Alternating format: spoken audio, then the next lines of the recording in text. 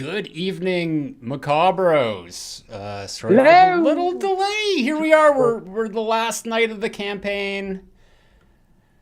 Real excited. We got a pizza party. We're all gonna show off our My bad, guys. we got like a knee there, but yeah. Oh, there you are. Yeah, there we go. Sorry. Yeah. It's the final day. Final night. So we're all just sitting around here. We got our pineapple pizza as promised. What we're gonna do. I got like a plate. I should have ordered pizza, but Brady's got it. Yeah. Yep, as promised. Mhm. Look at the goods, buddy. Look at the goods. Real pineapple on a real pizza. It's actually happening. And yeah, and China's joining us in a bit. But yeah, we are at 48,314. We are so close to that stretch goal of $50,000. The movie's already funded. So we're just gonna hang out tonight and chill with you guys and answer your questions and talk about the movie, talk about the pre-production that we've already kind of gotten into, talk about production, post-production, down the road, anything that you want to talk about. We will talk about. Nothing is off limits, I don't think. And hopefully we can hit 50. That's That'd be amazing. Yeah, let's we're shouting out pledges as they come in. So if you want to get that recognition, go ahead and back the project. But yeah, we're just here to I think we're all very tired. It's been a long run for the campaign, so our energy is like way down here. But yeah, we're determined to have a good time. We're gonna have a good time. We're already having a good time. We're having a good time before we went up. It's good. We're good. We're fine. Joe, hey Silent Saturn, hey Lucy, hey Lola.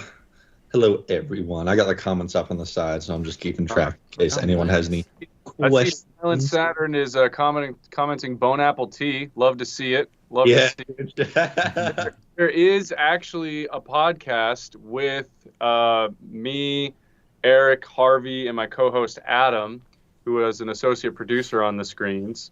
So if you want to, go check that out. It's a pretty fun interview. And just, interview is kind of like not even. It was just like a sit down, we're chilling kind of a. It's a good conversation, and like I was in the middle of editing, and I had a day off, and we came in. Harvey came and grabbed me, and we came in and did a podcast episode with you, and it was the best. Yeah, Bone Apple Tea. Go and look it up. It was a really good episode. Shameless plug. What color should the back be? I have it as red, but I'm wearing a red shirt, so maybe like a. You have a blue? Yeah, there we go. There you go. Thing is We're that's now. Yeah. Yeah, there we go. Yeah, I stole that one kind of from Zach's background there. I need to Zach replace has a those. really nice. They're actually they're falling off, and I just because I have to pull the whole thing out to fix them. So it's not a priority, but at some point they're gonna just like completely be on the floor, and that's when I'll have to like buy new ones and figure it out. But yeah, don't mind me. I'm gonna like dig in to my like store bought. What's that?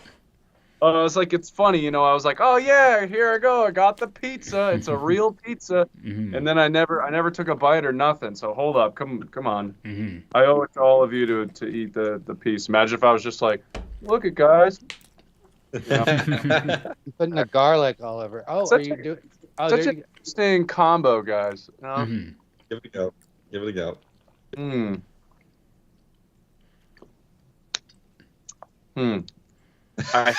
Dude, your face is like... it's just not a good time for you, huh? Well, here's the thing: is that I don't like. I think it's because I'm hungry, also, but like I don't absolutely hate it. You know what I mean? It's like it's also just like pizza, We have pretty good pizza around here. Yeah, But it Amethyst. is weird. Fruit. Yeah, China is she's walking a dog right now. It's not. This wasn't planned. She usually does this at this time. So there Or will walk be- a dog. Yeah. She's been giving me some resistance about eating this pineapple pizza, everybody. So Yeah. Comments are hilarious. They're like, yeah, China's going to show up when the pizza's thrown away or when the pizza's gone. And it's just someone said macabre mukbang, which is pretty funny. Can someone explain what a mukbang is to me? Because Mukbang's just like a conglomeration of food, right? yeah, and they just kind of like eat it. It's so the way I've always taken it is that it's kind of like a combination of like eating food and ASMR, because like mukbangs are usually like really like like all those like different like disgusting sounds, but like people watch it because they eat in crazy amounts of food. Yeah. And I don't like mouse sounds ASMR. I like the ASMR where the dude is pretending to be a doctor and he's giving me a cranial nerve exam, and like that's the ASMR that I'm into. dude, Yeah. that's a pretty oddly specific one. For whatever reason, I was thinking like like when they just like tap like nails or like they have like a little thing. Yeah. Well, I don't when watch that they, like, kind. They go through like 8 different kinds of keyboards and it's just like tapping on the buttons. Yeah. yeah. That Yeah. Well, Amethyst is saying it's a Korean word. It's basically when you end, or I guess eat a whole bunch of food on video, and that's what I thought it was. Like I just wasn't sure, but like the videos where they just like stuff their faces, and Yeah. Joe W said mukbang equals eating party. Okay. I guess this is a part- mukbang. Yeah, Oh. This is a mukbang. yeah. I also do regular pizza too, because I was like, oh babe, let's just do a pizza night. So, we have ourselves. Hold up. I hope everyone's eating dinner with us. I know. No, everybody gets something to eat. Everyone just sit down and chill and I saw eat. some And, tacos. I hope Everyone everyone was- got the memo to that we're eating pizza. yeah. I mean, they just like show up and we're just eating pizza, and they're like, "What is this?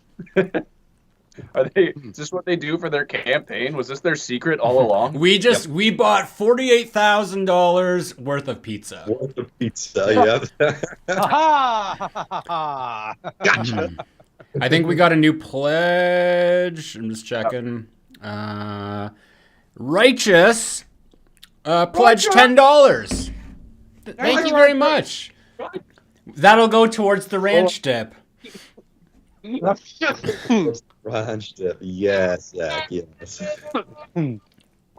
Yeah, That almost killed me. that'll go towards the ranch dip. Eric's like, No, I like the hamburger went down the. Anyway, I'm okay. Hamburgers in your That'd be lunch so sad. We got this far and then I choked to death on pizza Oh my on God. live stream. on live stream. hey, at least we got it. Yeah, we can still make the movie. It just be without you. We'll rely on Zach a lot, I Yeah, guess. it's like, oh my god, Yeah. we're so sad. Oh no. It's gonna be a lot of pressure.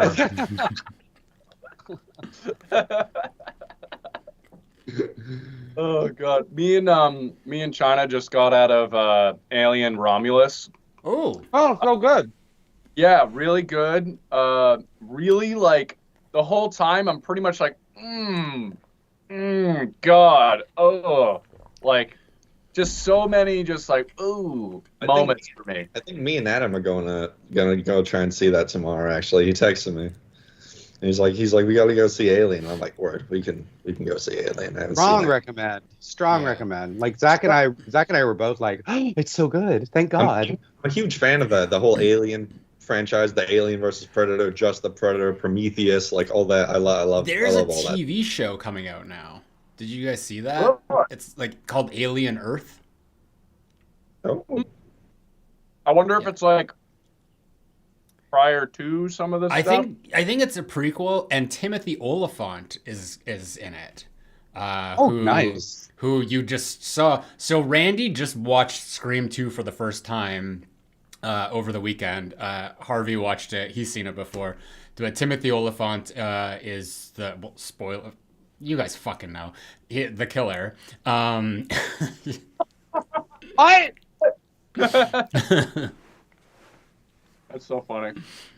You ruined everything. I know. It's so funny because you were like, spoiler. Wait a minute. You guys fucking know. You guys fucking know. Anybody watching this live stream who doesn't know that, like, it's like, how long have you been watching Zach's videos? Well, the funny thing is, like, when I first started to earlier days when I started YouTube, and I did like the Who Killed Who and Scream video, and people would like come on and they would comment and be like, you should put a spoiler warning. And it's just like, the movie is 24 years old. I was about to say, anything past like the 5-year mark, or like even the 2 or 3 year mark, I feel like it's safe. Like, just if you haven't seen it, why are you watching a fucking video on it? Yeah, I know. Yeah. Especially if the title of the video is Who Killed Who. Yeah. Like, if you click on that video expecting not to have anything spoiled, that's just... Yeah. That's on you. In fairness to them, I might have had something in the thumbnail that gave it away. But still, it's 24. You gotta stop just putting your cock on the thumbnail, all right, and stop teasing people. The cock. And just... It's not... It's called a thumbnail, not a cocknail. Well, you know what? Whatever gets clicks, you know? That was so funny. Cock for clicks. Cock for clicks. I did. It's OnlyFans, but that's all right. Let me see. Erik choking to death on live stream is some Final Destination mess. Yeah, I agree. Yeah. R.I.P. Eric. Yeah, it's already R.I.P. Eric in the chat. No. I mean, everybody just kiss my ass goodbye. Whatever. Yeah. You know what's funny about Alien Romulus, without spoiling anything, is the banter in the beginning between the two guys was like, I just really, really liked it. Like the two, and that one guy who's in Shadow and Bone, which I was like, oh, he's in Shadow and Bone. But I don't know if you guys watch that nerdy shit, but Negative. that's like a fantasy show that was on Netflix for a little bit. It was kind of fun, but he was in that show, and it was really cool to see him in this. Did you know? So it was $80 million to make that movie, and I was like, oh wow, that still sounds kind of expensive, but it's actually not. Because Prometheus was $130 million to make. This isn't including marketing, and that was made years ago when 130 was worth more. So it's actually pretty incredible what they were able to do. And I found it funny that like practical sets and animatronics is somehow cheaper than SFX. I was just about to say that they made all like the face huggers. Yeah. Animatronics, like they actually made them, and they kept it below 100 mil. That's, well, yeah. That's impressive. It just goes, and it looked. I mean, just from the trailer and what I've seen, like it looks way better than like some. It's a very strong argument for practical effects. Yeah, dude. Like if you can, like just get some artists together and then do it. You know. Jeez, it just looked so good. And, like, no part of me was ever taken out of the movie because of, like, you know, like, sometimes when you're watching a movie, or like, your brain will be like, oh, that's CGI, because it looks like Play-Doh all of a sudden. Rashim asked a question. Question for all of you. Is there a horror movie, or is there a movie, horror or not, that you guys wish got a sequel? Ooh. Oh, this is, you know what? This is kind of, as much as I really loved the ending, I think something like Inception might have been like a fun movie, but more so as a prequel, maybe not as a sequel. Like, what were they doing prior to all of that, you know? I'm getting mine. They're making Practical Magic too, and I'm very happy. I'm very happy about that. I'm very, very happy about that. I just, you know, it's all about, yes. I wish they didn't make a sequel for Jaws, because that's my favorite movie ever, and they just fucking ruined it as soon as you got past 3 or 2. No, as soon as you got past 2. 2 was okay, but once you get 3, 4, 5, it's fucking. Yeah. Well, have you ever watched part 3 in 3D, Harvey? No, I'm not watching Jaws in 3D, Eric. Well, right? I have it in 3D. I've watched it in 3D, and you know what? It's still awful. Yeah. Okay. Good. All right. So it's not even if they throw Like even with the stuff, it's still just a piece of shit, just a Yeah, right dude. piece of shit. Yeah, that one is a film that cannot be saved. Yeah. Some things aren't meant to happen. I say this but, without any shame at all. The movie I would choose would be Burlesque. Oh, Yeah, absolutely. but they have like Yeah. Cher has to do it. Like it has to be Christina Aguilera and Cher again. Mm-hmm. These Oh, two are hell just yeah. like, I don't know what that is or what the fuck. They looked how they did in the 90s. Yeah. For sure. You know. Oh, that's so amazing. That's such a great choice. I love how Zach's and my choices are just not horror movies. Just yeah, we got enough sequels to horror. Like the good horror movies have sequels already. And like the ones that don't need sequels have sequels too. Yeah. Like horror movies are just wrought with unnecessary sequels. Yeah. Which I've been enjoying the oh fuck, now I'm gonna blank on it. It's X and Pearl. Oh, yeah. And what's the other one that's the Eric with an M. Pearl and Maxine. Maxine, yes. I haven't seen Maxine yet. Actually, I haven't seen Pearl yet. I've only seen X. I need to watch Pearl. And we've been talking about that for like Yeah. You gotta Pearl. You gotta see. I think you gotta see Pearl. Like hands down, if there's one you gotta see, it's Pearl. Yeah. Pearl was very good. Randy, we also have a new movie request from Eric that he wants us to watch, but I can talk to you. No, I can talk to you about that after. But Yeah, I'll say I've already told you. No, It's yeah. one of- Why won't you just die? Oh, yeah. Why won't you just die? Exclamation point. So I'm gonna have to come over again and do another movie cuddle night with you. Hey, dude, that was awesome. I had such a good time when you came over. Yep. We were in our PJs. We were chilling. We got gelato. Yeah. It was some cute shit. Yeah. Every Amethyst says every sequel of Jaws is weird and bad for different reasons. Glad someone understands, you know. Well, and Eric. I have the set. I've only seen the first two. You're not missing anything. No, you're not missing anything. I've skimmed. That's what you need to do. You can just skim and it's horseshit. Right. You know what's funny is like rather kick a nail with my bare foot. You know. Love that the shark goes to Jamaica. Are they in Jamaica in the fourth one? Jaws: The Revenge. They're in the Bahamas. The great white shark just is like, I'm gonna chase this family to the Bahamas. Dude, the amount of shark movies that I've seen, like they keep coming out every single year, and it's the same shit. The only one I did enjoy besides Jaws was Deep Blue Sea. Yeah, isn't that LL Cool J? Yeah, it was LL Cool J and who's the other black actor who's like really famous now? Sam Jackson. Yes, thank you. Jeez Louise. Yeah. He gets snagged up and ripped in half by like the little baby ones. It's good. Well, he's like the main character, and then he has that moment where he's just like, it's like his big hero speech, and they're all watching him. He's like, "Now we're gonna seal that hole," and then Yeah. And the movie's 25 years old, so it's beyond spoiler territory. Yes. I was gonna say, like, now that we can actually take a second and talk about Scream 2. I don't know how like boring that will be for everybody, but the one thing I wanted to mention was that I like how they address and make fun of the fact that they made a second movie within the movie itself. And they did like a good job at like poking fun at their own movie through that movie Stab.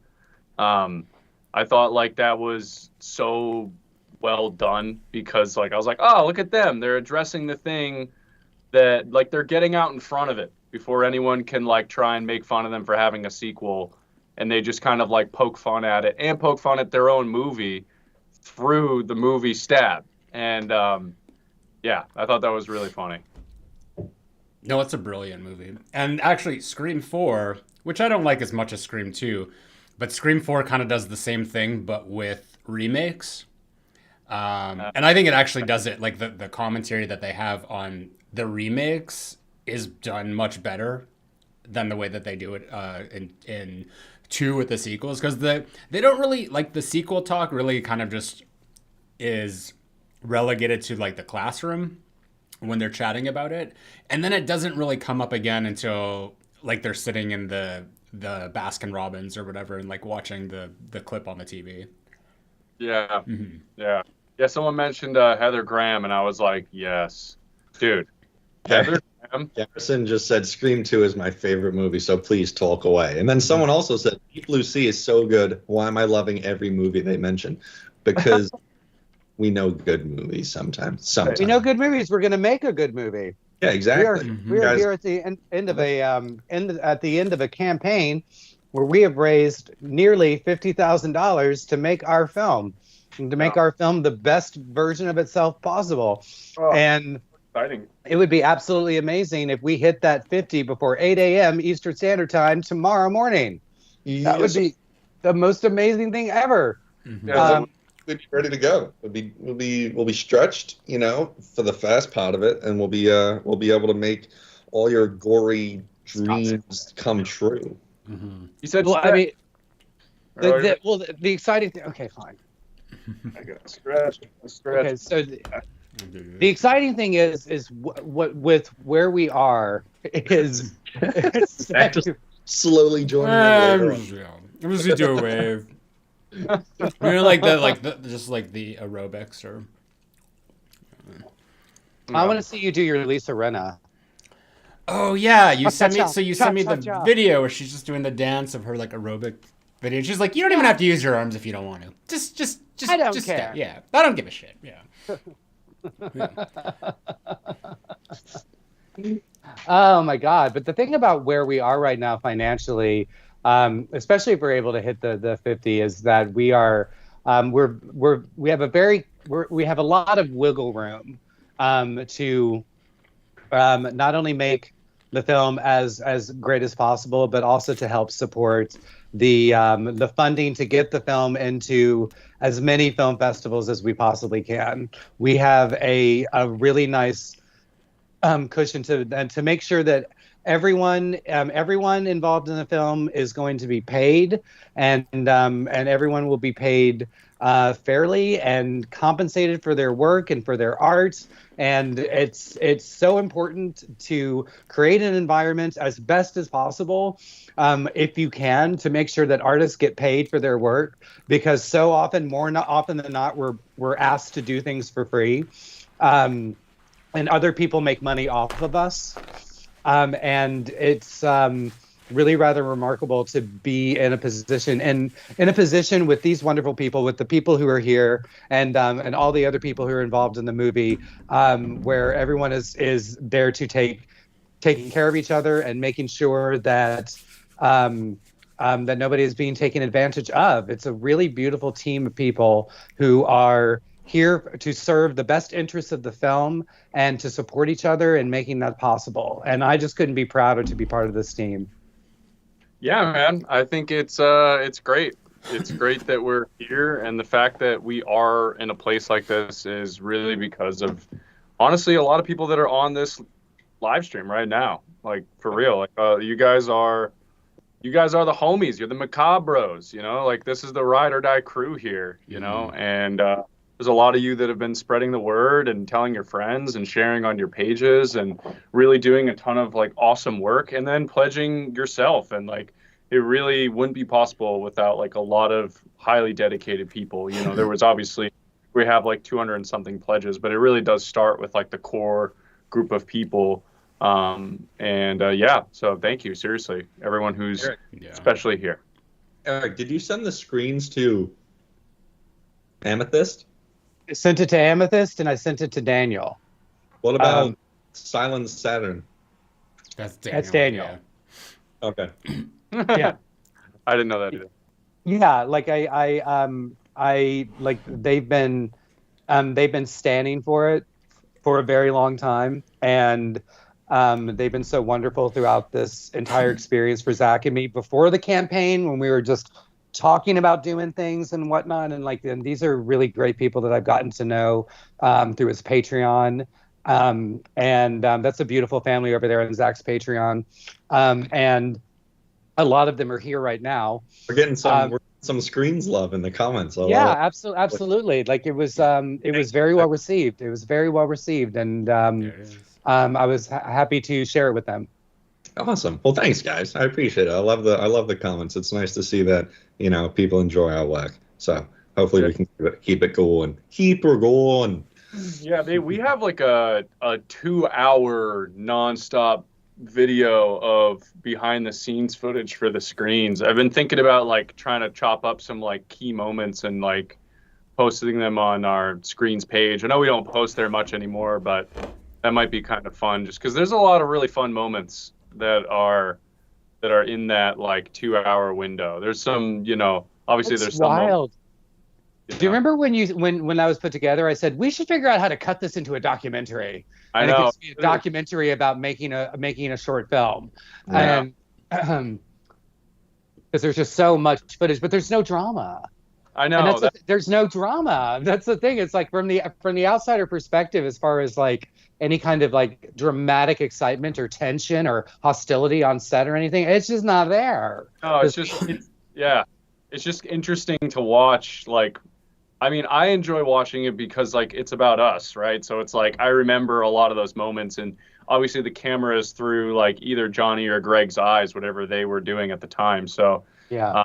And a lot of that too, especially like once we got in the room itself, the stage, I guess if you want to call it, or set, probably. Set one. But like once we were there, a lot of my perception of time was just sort of out the window because it was just like me, Harvey, and Erik just like fucking free heads together, just like go for it, And then a lot of it was just literally me and Harvey because like that's how that place was set up, and I felt so like just excluded from the world because of the way that set was constructed that it made it really easy to fall into the scene there. So I know. I hope that like no, go on. Sorry, Erik. I was just going to say that the cool thing about that set is it was a box. It was a box, but the walls could move so that if we needed to get like a certain angle and whatnot, we could move the wall and get the camera from a different perspective. But for the most part, it was just an enclosed box. And I was shocked to learn that was a set because it looked so real. Like you just found the space and shot it. That was a lot of hours of painting and sand and everything else, and we were all in there, getting it all done, and our girlfriends, and we have some very cutesy pictures of all of us in there. Actually, we do. My favorite one is the one where I'm on your back and I'm reaching up to paint. Yep, I know. I already fucking know. I just wanted to thank everyone because people in the chat are just talking about where you can go to pledge to Macabre, back the project. So yeah, if you go to like the description of this video, the link should be right at the top there for anyone wondering. And also thank you to the moderators of the chat for keeping the trolls at bay. I'm noticing here. First live stream, we had some hella crazy experience with some trolls, and we got that taken care of because of our beautiful moderators. Mm-hmm. Lovely. Harvey, this question is so sick, and I can't wait for you to answer it. Harvey, did you do the stunt when Alan fell through the chairs? Right. Erik, can I go into a bit of detail on that? Oh, fuck it. Right. It's over. It's already done. No one can sue us anymore. All right. So, for that specific stunt, right? So we had a hole on like very high up on one of the walls where we had our camera up, Isaiah, and he was kind of up high, right, above all the metal, rusty, pointy chairs that were stacked against each other, right? So we needed to get this shot done. And our lovely AD, he was just like, right, so we're going to put this mat down. His name's Dylan, by the way. We're going to put this mat down, and it's going to kind of like protect you, when you fly into the metal chairs. And we're just going to have this mat. It's kind of soft. But we tried it with the camera, and you could see the mat. It was elevated. It just wasn't going to work. And so I went to Erik, and I was like, Erik, fuck it. One take. I'm going to really just send it into these metal chairs. And I don't care what happens and what happens afterwards, but we're going to get this shot, and I'm doing one fucking take. All right, so we better have everyone on their shit. And thankfully... right after the hug and the scream and the yell, I really did fly into a concrete floor with metal chairs, and I just sent it into there. And afterwards, I had some scratches and bruises, and my knee was a bit swollen from the concrete. But no, the really, I'm gonna sound like such a sadistic. No, but the really great part about the order of things is that we were shooting chronologically at that point, and after that moment, Harvey was already supposed to be battered and beaten, so we didn't have to like fix him. Nope. He could just already be as damaged as he possibly was going to be. It was just, I can't believe he did that. Yeah, no, For clarity though, hold up, the makeup was the face, like right, yeah. Yes. We had to cover up. Oh no, we didn't cover up. We kind of accentuated some of the stuff on my arms with our lovely makeup artist. And so smart of her, by the way, to like take your scratch marks that you actually got from falling and just make them like way worse looking. That's all she did. She literally added a little bit of latex around the side to make it a little bit deeper, and just kind of mixed the blood that was on there with the fake blood, and it just worked out. And I am always willing to fully send anything like that, because it's honestly like the adrenaline rush during it, like before that shot, I was just like, I'm so fucking ready. And so I remember moments leading up to it. I was like, all right. It was a good fucking time. Yeah, Dylan was just like, yeah, so we probably shouldn't do this, but like if you're down, and I'm like, I'm so down. Let's just do this thing. Poor Dylan was like, yeah. But no, we did it with the mat. We could see the mat. It was obvious there was a mat, and it was to get the shot, because we got it from a different angle. We got it from the side, and like at an angle, and and I was like, well, we have it. If we need to just stick with that when we have it, and Harvey was like, no, we're gonna do it. I'm just gonna throw myself at those chairs, and so he did. And so he did. And that was one of those things where you need a good crew to be able to execute on something that can only be done in one take. Mm-hmm. Like the focus was perfect. Yeah. The focus was perfect. The camera tilt that Isaiah did followed you perfectly. Everything was executed to perfection. I think everyone knew the stakes of it. They were like, all right, so he could get a little bit fucked up. So let's like really zone in and get it done. And dude, like every we got like most or not all of the same crew kind of deal going on with this. Yep, so pretty much the same crew. Yeah. So everyone's coming back for Macabre.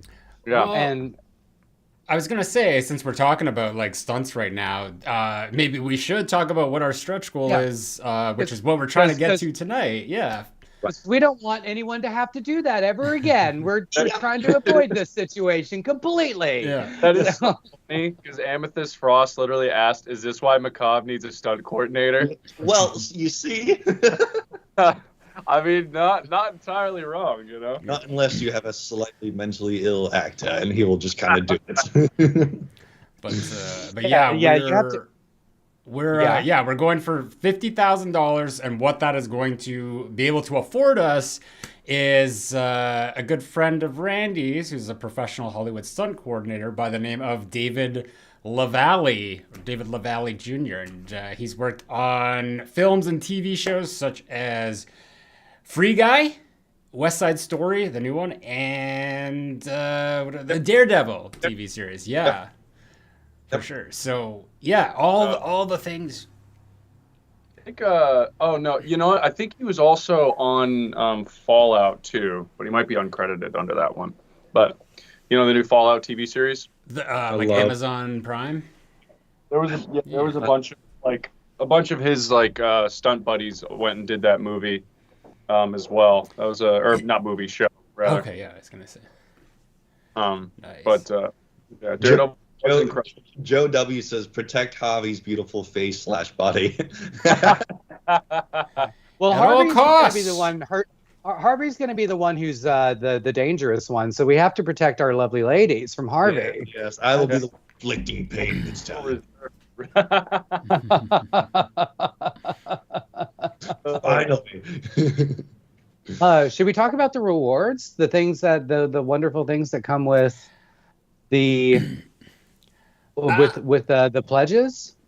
Absolutely. Let's do that because starting at the lowest tier and moving up, we got the digital access package. So what that will get you at as low as $25 is digital access to our movie, Macabre. You'll also get access to behind the scenes content, bloopers, commentaries, cast and crew interviews. We're going to be doing film festival circuits, so there's going to be a lot of footage from there as well. One up from that, you're going to get I wasn't prepared because I have all this pizza stuff in my way, but I'm sorry. no, it's okay. It's okay. I just got to be very careful not to get sauce or anything on these beautiful posters illustrated by Matthew Tarian, also known as MT_illustration on Instagram.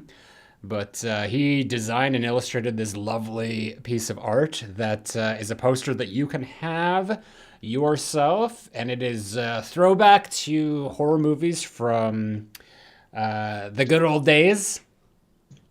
Yeah. We also got... And also...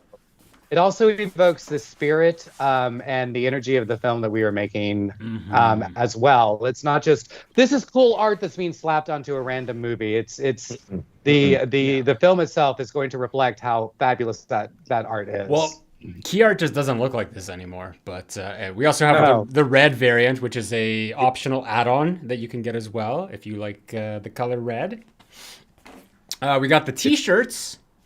And that's one tier up from there, so you can get your own little personal Macabre T-shirt. It's got the logo on it, also designed by Matthew Tarian. Randy, I'm just gonna show these off because you're really good at talking about. As I'm so. Oh wait, yeah. China. She's surprised. Eat the fucking pizza, China. Oh yeah. Hey, hold up, let's do the rewards. And then we'll. Okay. Okay. So this is the script tier, which also comes with the storyboards.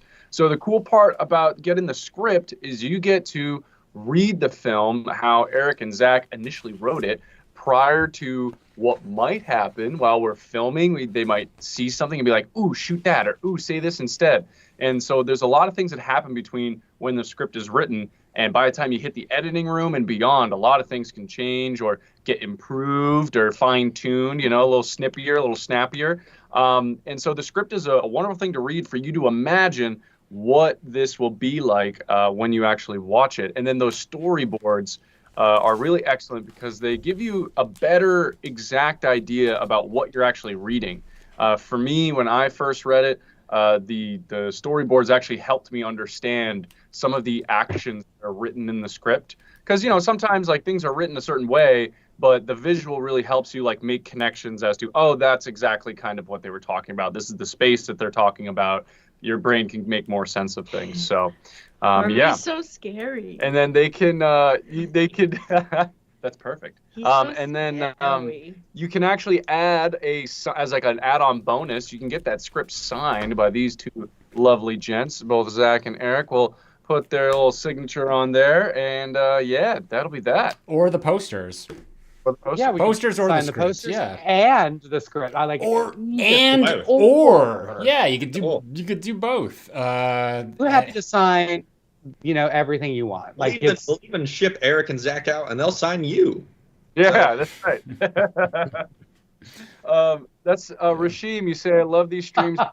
BTS talk about movies gives me confidence to write my own screenplay. Oh, yeah, Yes. That's fantastic, dude. Like, you know, really just like it's, you know, if you can't write, you know, 10 pages, write one page. If you can't write one page, write one paragraph. If you can't write a paragraph, write a sentence, you know, like any sort of any progress towards your writing, I think is really good. And finding a creative outlet, I think is really healthy. So it's not always about looking at the final thing. It is the first step right in front of you. You got to take that first. So it's all pieces. It's all pieces. You have to start and then build upon and build upon and build upon and just let it be what it wants to be. Like that's the one thing that everyone who's trying to create something has to allow themselves to let go of their expectations and let go of their ego and allow the art to evolve organically through you.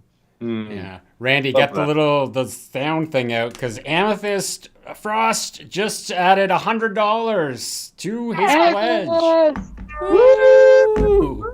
Very nice. Thank you. Oh my gosh. Thank you. We just have to talk about the last couple of rewards, and now these ones are very important because they're kind of limited, and like with the campaign, you know, coming to an end here and the movie going into production and all that, there won't be a lot of opportunities to jump on these. So these are things you want to get now while it's still happening, because, you know, the t-shirts and posters are also going to be available in the future. But if you want to get special thanks and the credit, that is one thing that, you know, it's only going to be available until, like, you know, post-production, because once the movie is done, there's not going to be any more adding names to it.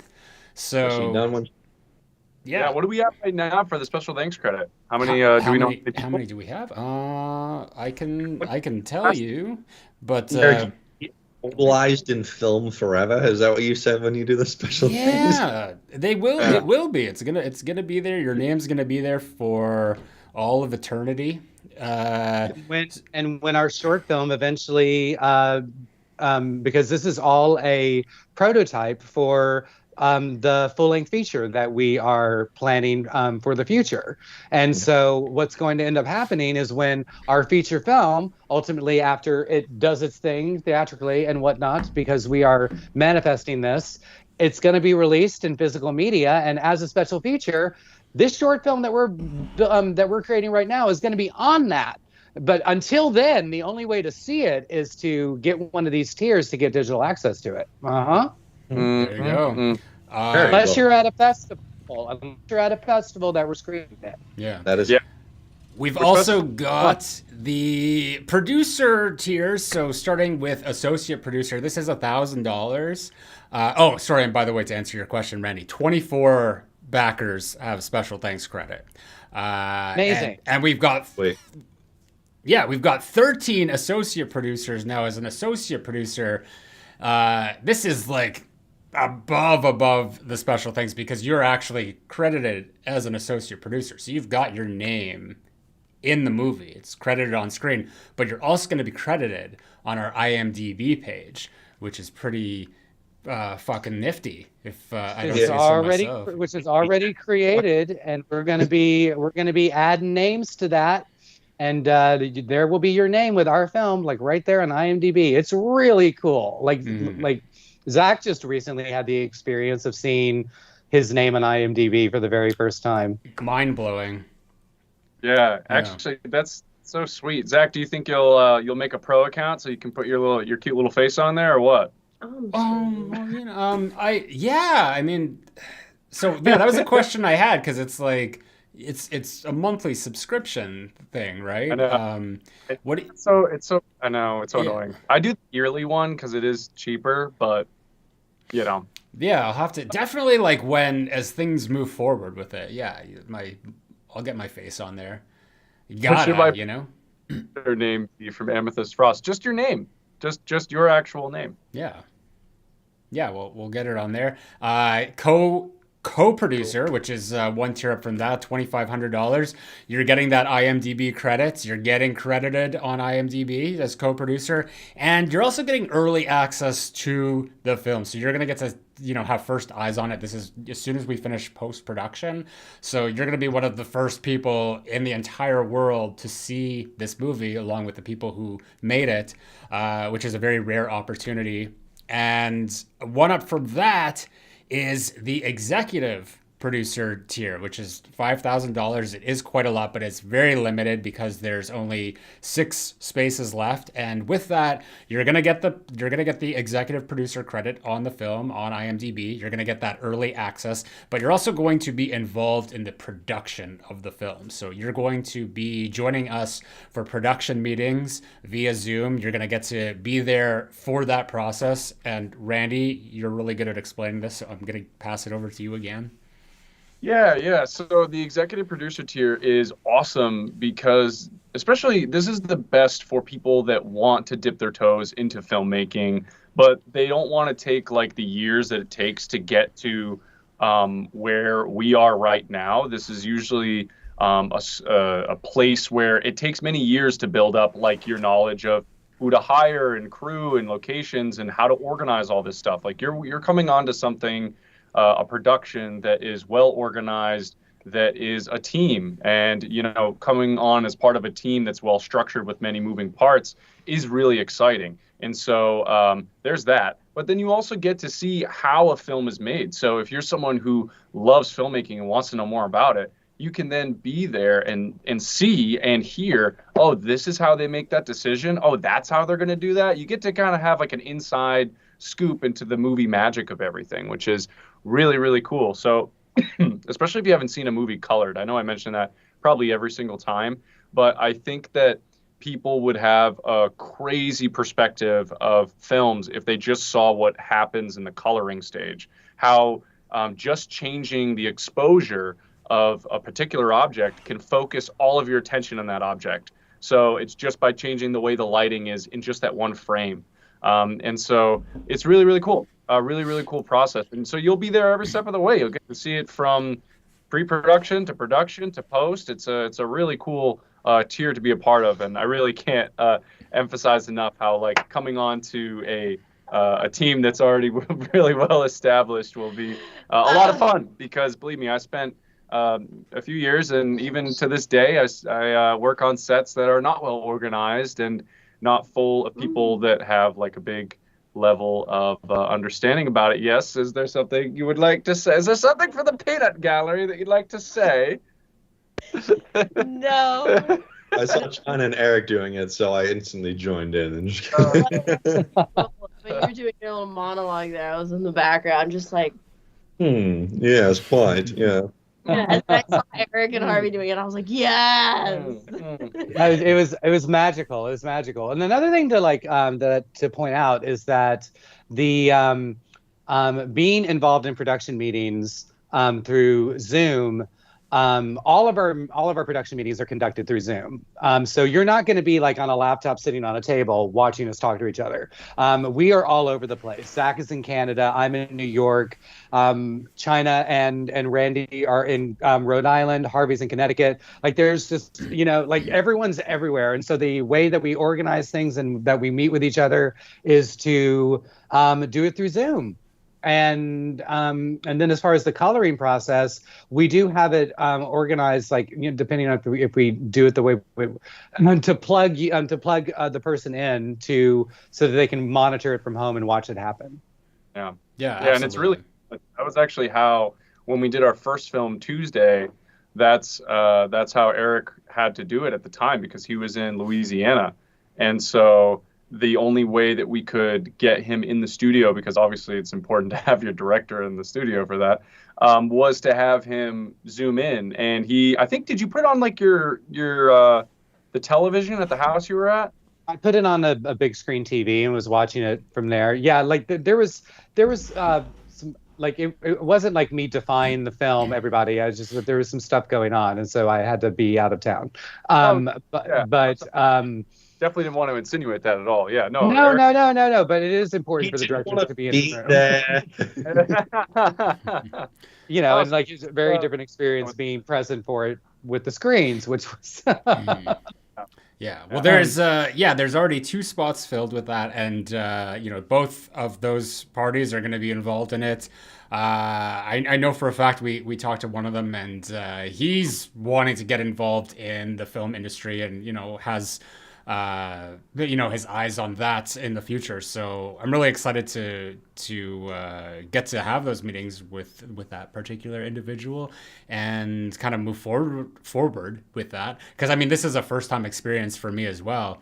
But these are all of these non-physical items. Like, these are really only available for this limited time, like before production. I mean, like, once we go into production, like as soon as this campaign's over, like, those executive producers are going right into it. So you don't want to miss out on these. This is really like the last time that you can get that. So, even as low as the special thanks credit to have your name on the movie, those things are they're quite rare, and it won't be around forever. So yeah, it is beautiful to have people who have so much faith in the film and trust us so much that they would actually put their name on our film for everybody to see. That's pretty beautiful. What in the hell is going on? Don't watch it, sire.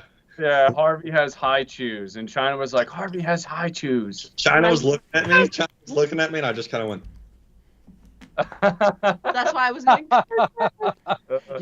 You are all fired. Yep. Harvey's got high chews. Everyone else has got pineapple pizza. Oh, we didn't coordinate this. Oh, guess what time it is? Yeah. Uh-oh. Uh-oh. All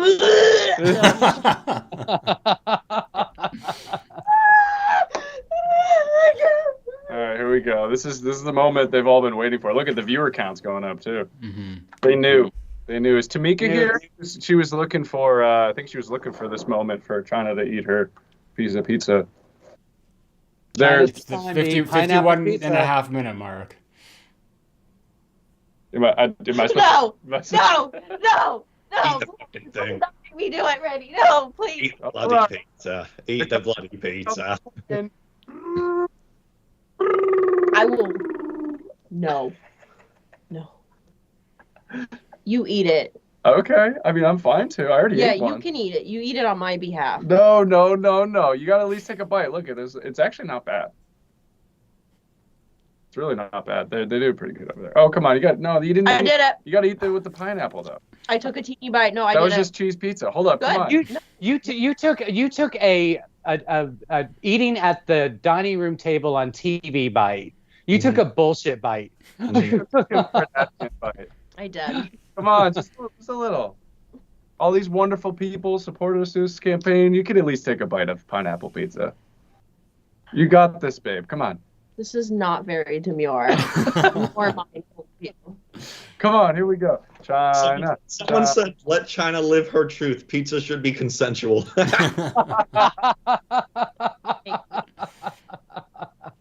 Oh, gross. It's just one little bite. You just one little what? You missed pineapple again. China, you better eat that. You don't like what a little kid. No, like, there was a pineapple on that piece. There was a pineapple. It's in my mouth. I don't know. I think that, any point beyond this, guys, it's starting to become abuse. So, Amethyst Frost said, "Not demure, not mindful." Thank you, Amethyst. Oh, God, it tastes disgusting. That's why I said I don't like it. Mm. Oh, it's so gross. It doesn't belong. I feel like I'm such a dude that I can just not like something and You're still a just dude? eat it. You're a dude. Well, that changes things. it also explains a lot. Yeah, it does. Explains all the hair. It explains a lot of other things, too. Yay. Gross. Okay. Tamika says China's very demure and mindful. Thank you, guys. See, I really appreciate that they're on my side. They just witnessed. I love that. So everyone was a witness to my abuse. So Hey, look at that. Amethyst Frost says China took a bite, so I'll up my pledge. Hey, there we go. There we go. See, I mean, look at that. Look at that. Yeah. You give these lovely people. All that they asked was that you eat some pineapple. They just want to see some mukbang, apparently. China.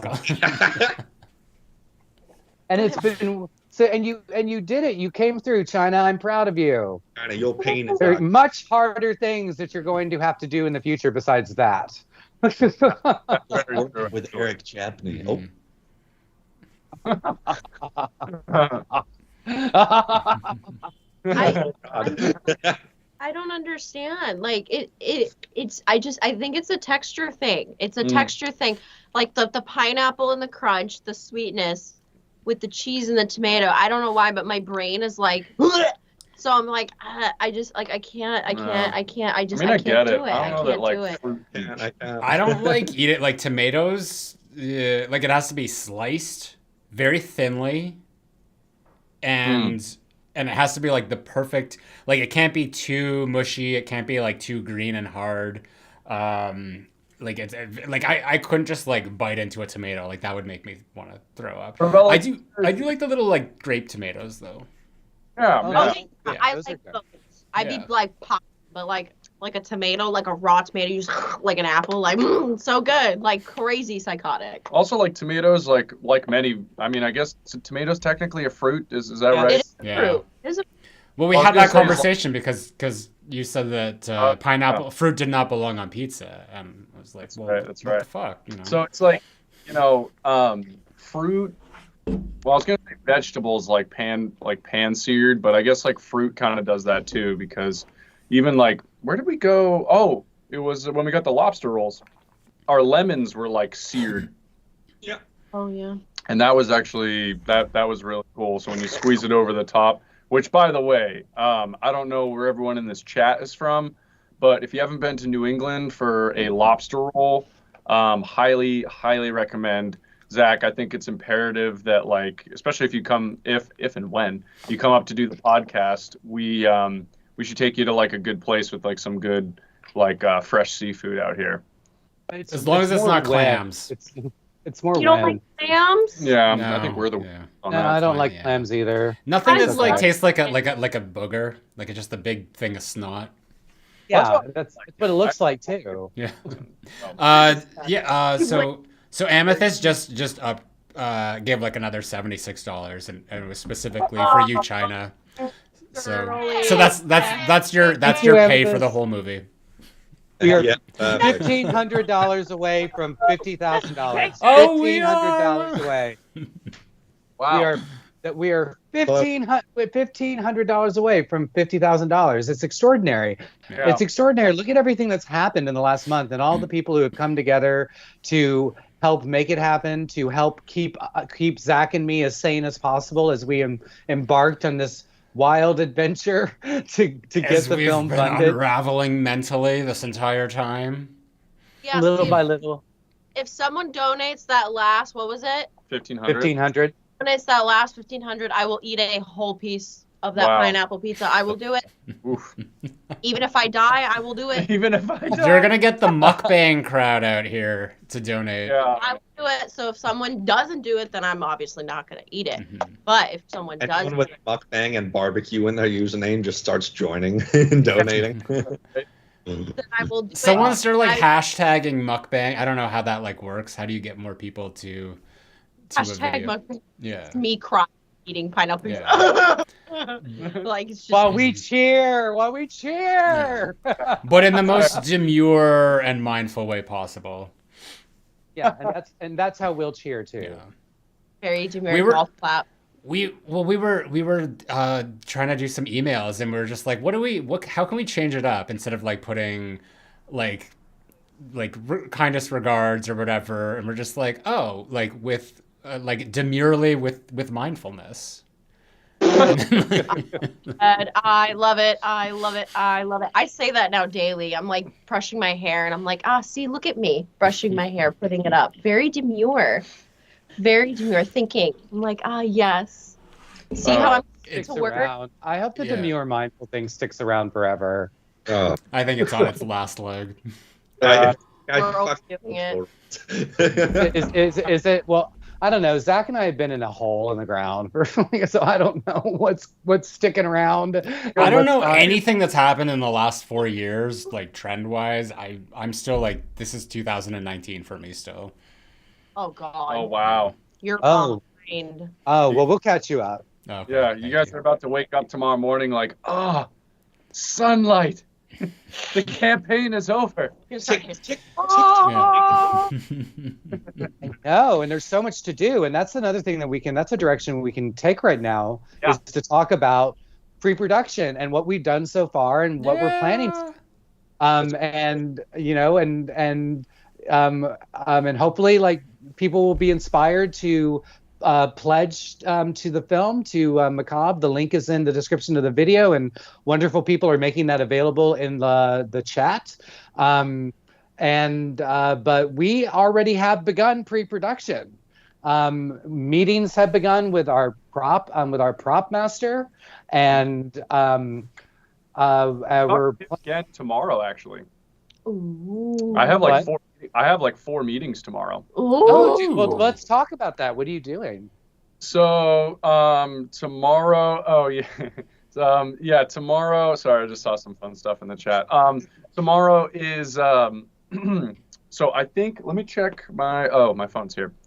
I have a few meetings tomorrow for this. Well, the main one, there's a few ones that I'm doing tomorrow. So one that's a really big one is talking with the prop master, and that's huge because you're talking to Ricky. Yeah. You also have a work meeting too, by the way. I know tomorrow is going to be a busy day. I have my actual job meeting at 1:30, and then I have the Ricky meeting prior to that at like 12. Yeah. And so that's going to be a lot of fun because I've hung out with Ricky in the past, and it's going to be a ton of fun to be able to work with him in like a professional setting, and to really see his like artsy brain like come out for this film. He's making a very important, I won't say what because I don't think I'm supposed to, very important piece of art that is going in the art gallery. That is the centerpiece, the location of the film. Yeah. It's the centerpiece of the film. Yeah, and it's like it's gonna be cool because I'm excited to talk to him about it. He's excited to start. He even mentioned, he's like, we got to get this thing started because it's that important, and it's that. It's that. And so it's that. It's all that. So so that's that. And okay.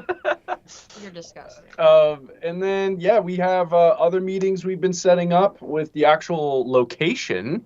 I don't know how much you guys have gone into about location stuff. And Patreon, we've shared a lot about location, but we haven't publicly. But as far as like, we don't want to jinx it. But we have been looking for locations to be our art gallery, and hopefully we have found it. It's perfect. It's perfect. I don't want to say what it is, but and it's stunning. Yeah, and we're really excited about it because it's one of those locations that kind of has everything we're looking for, which could very easily reduce a lot of like big company moves. And company move is just simply, as it suggests, just like moving the whole team from one location to another. So the less that we can do that, the more that we can spend time just shooting and focusing on shot compositions and little lighting tweaks and the acting performances and making sure everything is just right. So having one central location to do all the work in would be huge. So because every time we relocate, we have to reset up. Yeah. And reset up and reset up. And so like if a setup takes an hour and a half, 2 hours to set up for lighting wise, right? Like you then have to break all of those things down, pack them all up, get them in all the cars, transport them over, and then reset up for a new shot.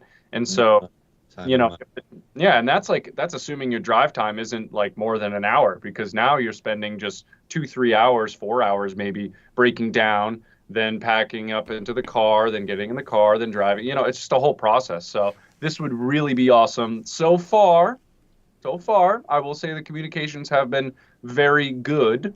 So we're going to keep that energy going. And yeah, I think it'll be a really great partnership. So. Mm-hmm. Yeah. Fuck yeah. Yeah. Exactly. And do you have more? Is there more tomorrow? Was there more meetings? You said 4 meetings. Well, we also have a meeting together, me and him. So. Yep. For what? relationship meeting. Oh, okay. They gotta sort some shit out. Just some stuff. I don't want to know any more about it. Yeah, I'm good. I'm already bored. Anyway.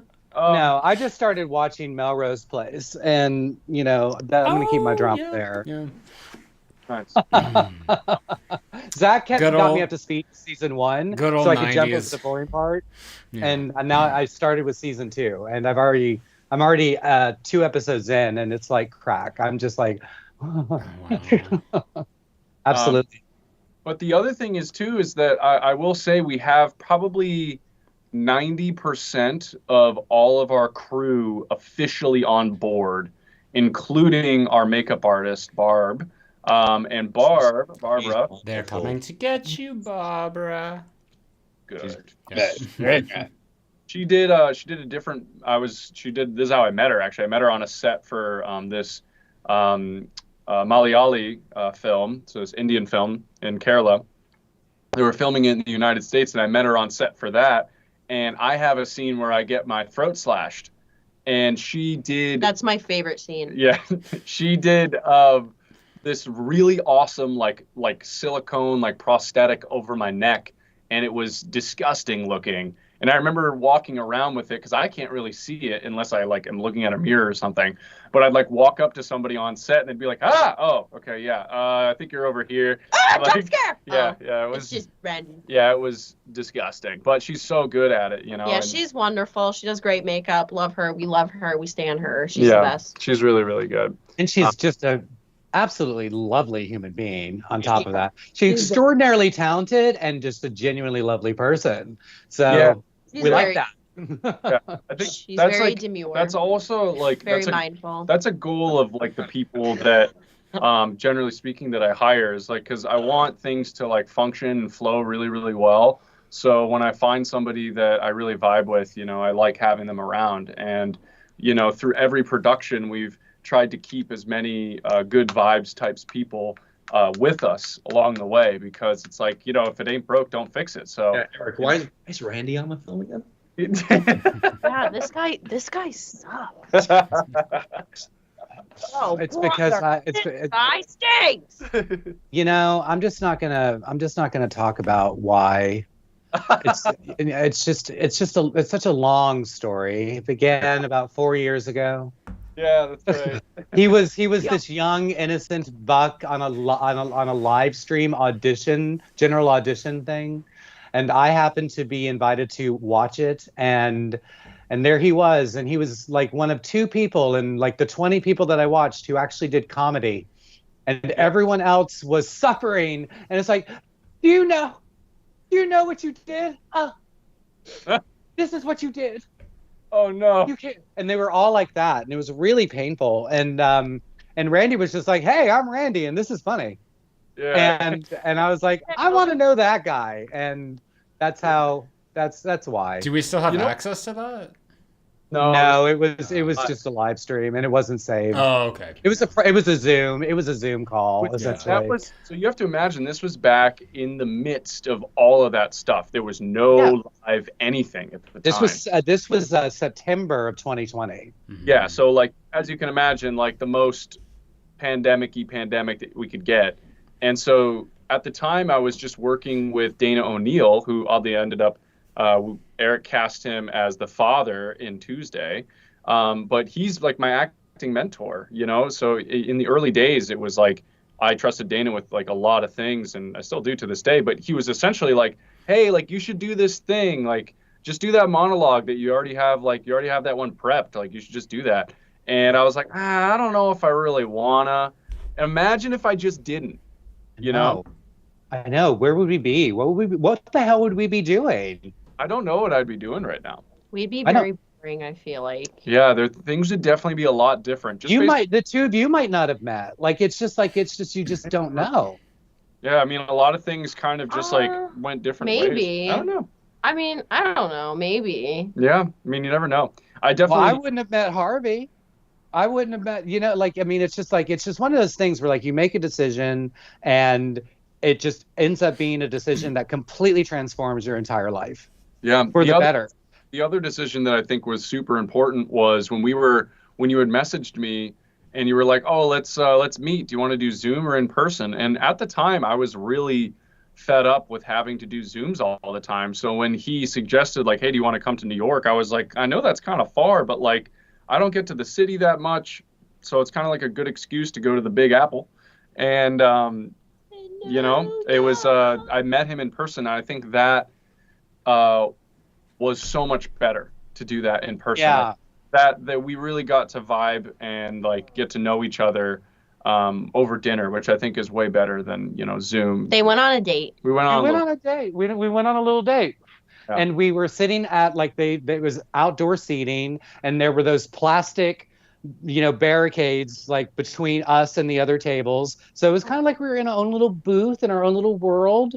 And no, we had a great time. We were there for like 3 hours or something, and it just flew by.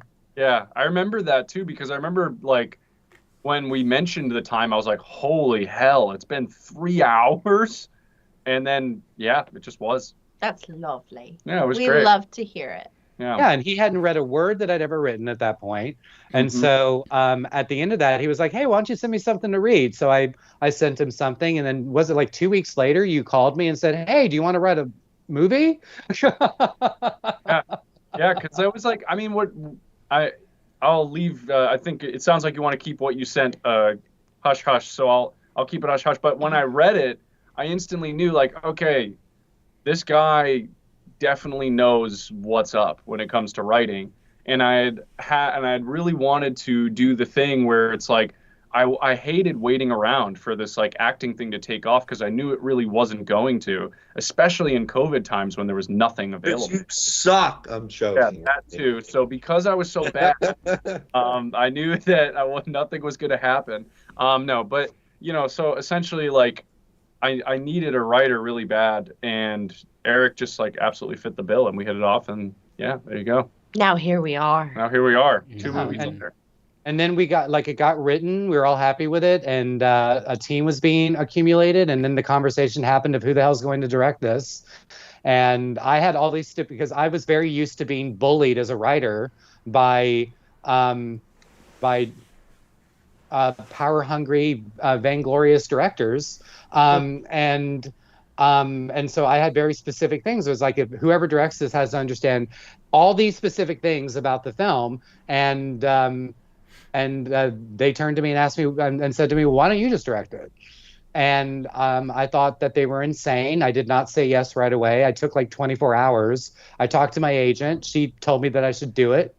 So I did it, and then here we are. And then in the midst of all of that, like, that's when Zach and I were meeting for the first time, like through Patreon and coming on and doing the Patreon cherry picker.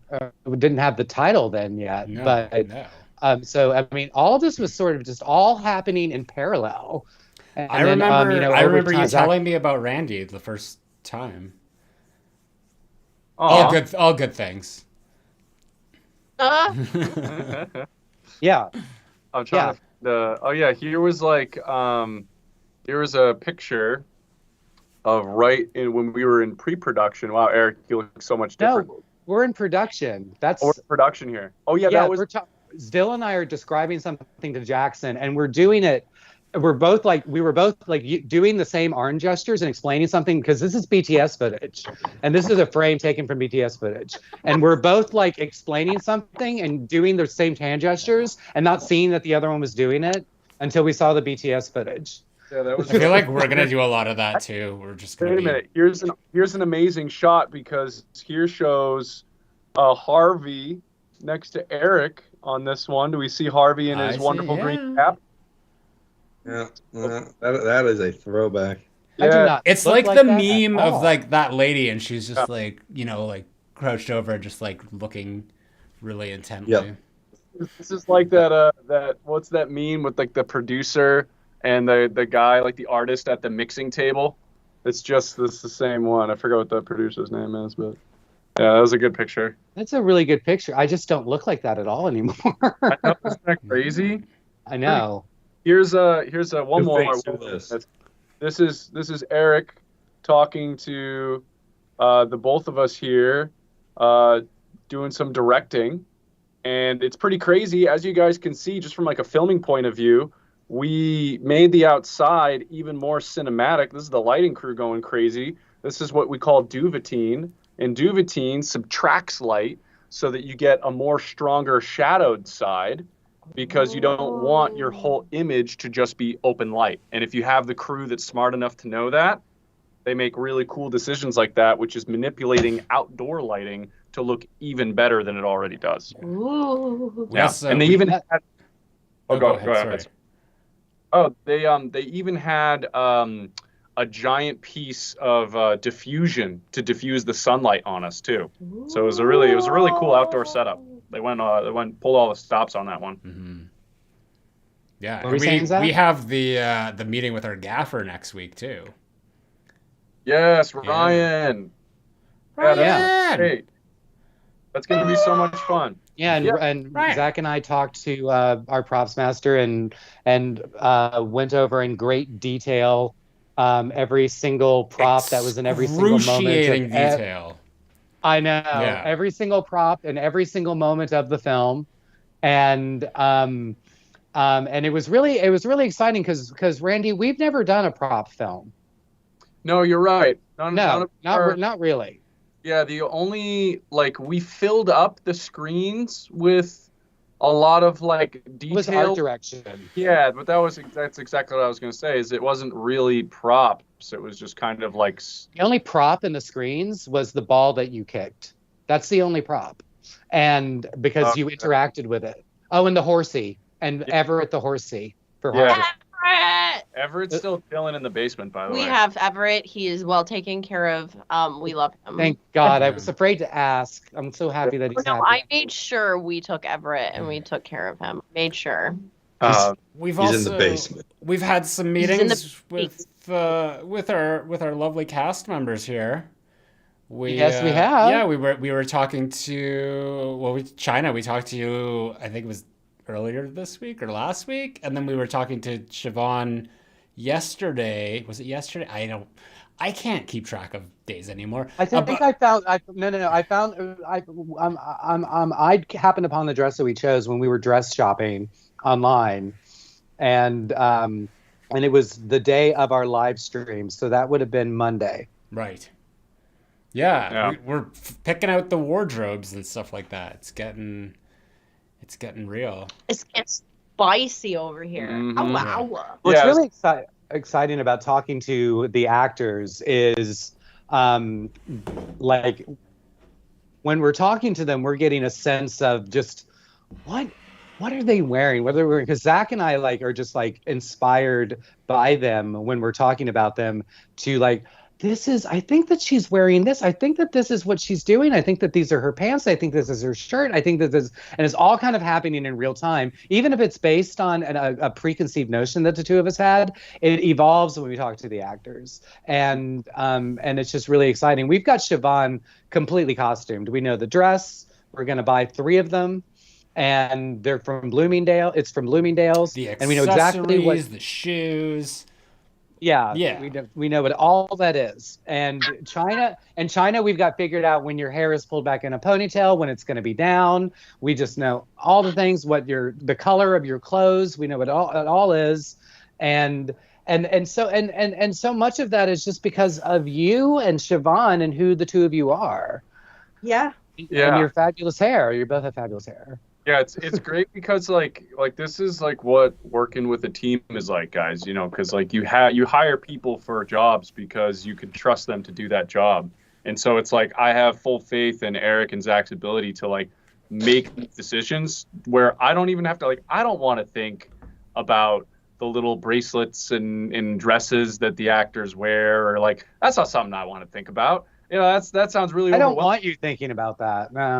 Exactly. So it's this is why you have a team that you can trust, because it's people do particular jobs and they're really good at them, and then that's where you get a wonderful medley of lovely things. So yeah. No.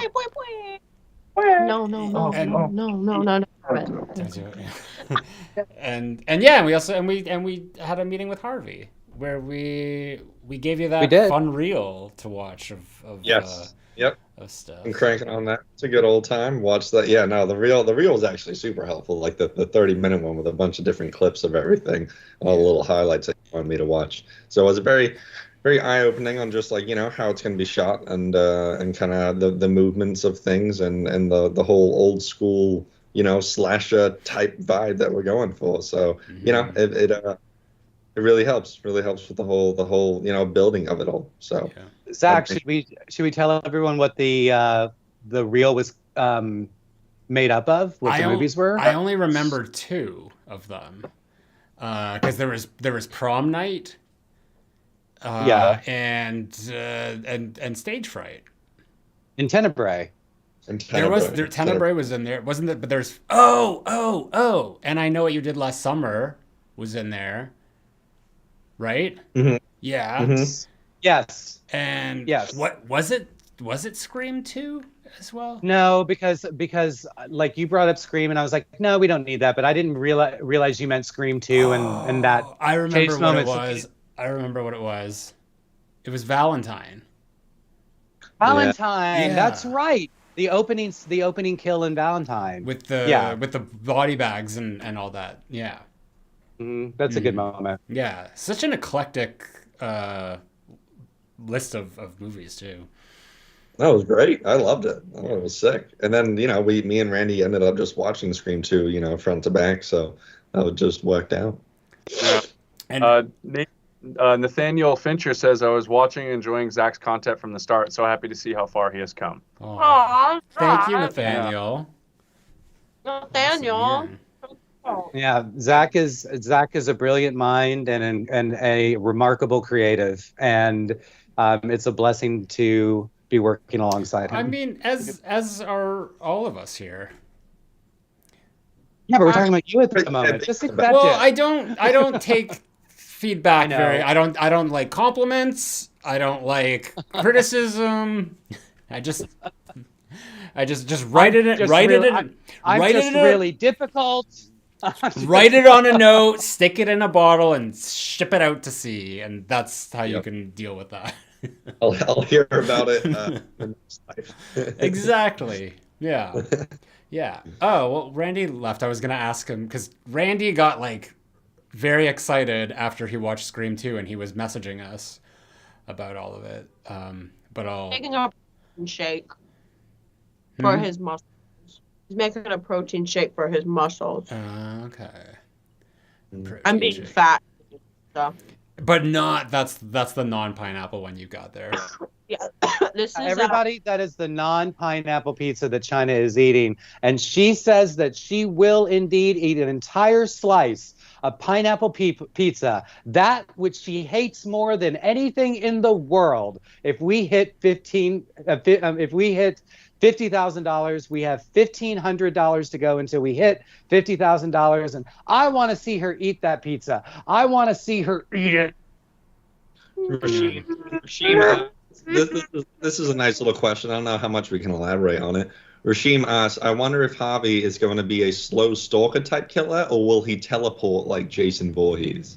Ooh, teleport. I don't know. I think that there's a moment that's going to be in the film, which is going to be quite a surprise because it's not like many things that I've seen in terms of these types of movies or even chase scenes that felt. I remember when we wrote it.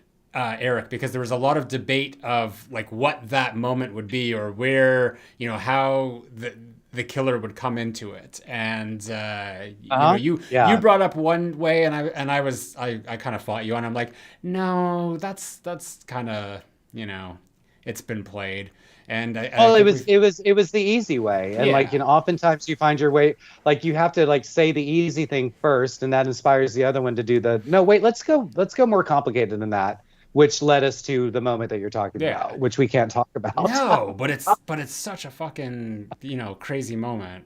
Randy, we're just talking about how you got really excited after you watched Scream 2 because you were texting us, and I was like, why are we texting about this? Like, get on the phone right now. We need to be talking about this. That's when I was like trying to make up for the fact that I got almost no work done on Friday, but I didn't want to take a day off from Monday or Friday, so I like was sprinting with my work at like my day job, Yeah. and I was like, I'd love to, but I gotta get this done so it actually looks like I worked. Yeah, so Zach and I just talked about Scream 2. Yeah. Yeah. But it's always like, it's just anyone getting excited about like our favorite movies is such a treat. I know. I remember when Randy texted me and asked me for the link to Tenebrae. Oh, and I responded and I said, I thought this day would never come. Yeah. I had a lot of fun watching that because that was a really good like.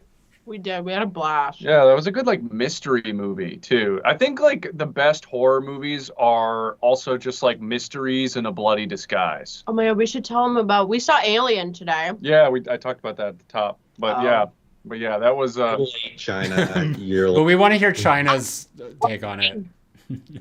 Fine. Yeah. Mine? No, don't ask. I liked it. I had a blast. I thought it was super fun. It was definitely a very stressful movie to watch. Like, I was stressed the fuck out the entire time, but like in the best way. Like, that's how you know it's a good movie, when you're really intense. Mm-hmm. Like, especially the scenes where you had to be like quiet, like they were being quiet. I was like, shh, shh. Like Randy was like eating popcorn. I was like, Oh God. Just like that, actually. Everybody's choking tonight. Yeah. I am. I'm choking. But no, it was great. I really loved it. And like the alien itself, she was gorgeous. We love her. We stan her. She was great. Very demure, very mindful. Demure. She was very mindful. We gotta cut that shit out. Harvey's had enough. Okay, we gotta stop. We gotta stop. A film by Zach Cherry and Erik Champney. Very demure. Very mindful. We're just gonna change the name to Demure. It's no longer Macabre. It's been decided. It's Demure. Sorry, guys. Throw away your shirt. Demure bros. It was a great movie. I had a blast. It was definitely very disgusting. Yeah, obviously don't say anything. Yeah, I'm not going to spoil anything, but like a typical Alien movie, there's moments where you're just like, you know. Like I said, I was doing a lot of like, and you know what really does it is sound effects. I feel like we don't give enough credit to like how much a sound influences a visual, which is another reason why getting that executive producer perk is really helpful, because you'll get to see the difference between something without sound and sound. But you know, it is great. And cut him off. He's done. He's done. But yeah, you know, like it's pretty interesting how much that changes things. If you guys don't follow any Foley, because that's what it's called, Foley accounts on Instagram, I do highly recommend it. There's a bunch. I think the Foley Teacher is one that I like a lot, and you can see how they make sounds for film, which is very, very interesting. It was great. He always sends me these really cool videos and Instagram, so like I just kind of rely on Randy to show me the things I need to see with all that stuff. Yeah, like one of the best things that Instagram added was like the question of, do you want to see more content like this? And when it started, all the film stuff started popping up. I started purposely like saving them into my like film saved category, and then the algorithm auto generates more content like that for you. So now my Instagram page actually like is coming up with things I want to see, which is great. It's the algorithm. Yeah. In that way, it actually does work. Oh, Zach left. Bye. Oh, we're missing a Zach. What happened to him? Just, you know, I think that he probably had to leave for a minute, and it's okay. because you know, he can take care of himself. He'll be back. Everybody calm down. Don't take shite. But I do want to see China eat that pineapple pizza. So if we can get to $50,000, that would be amazing.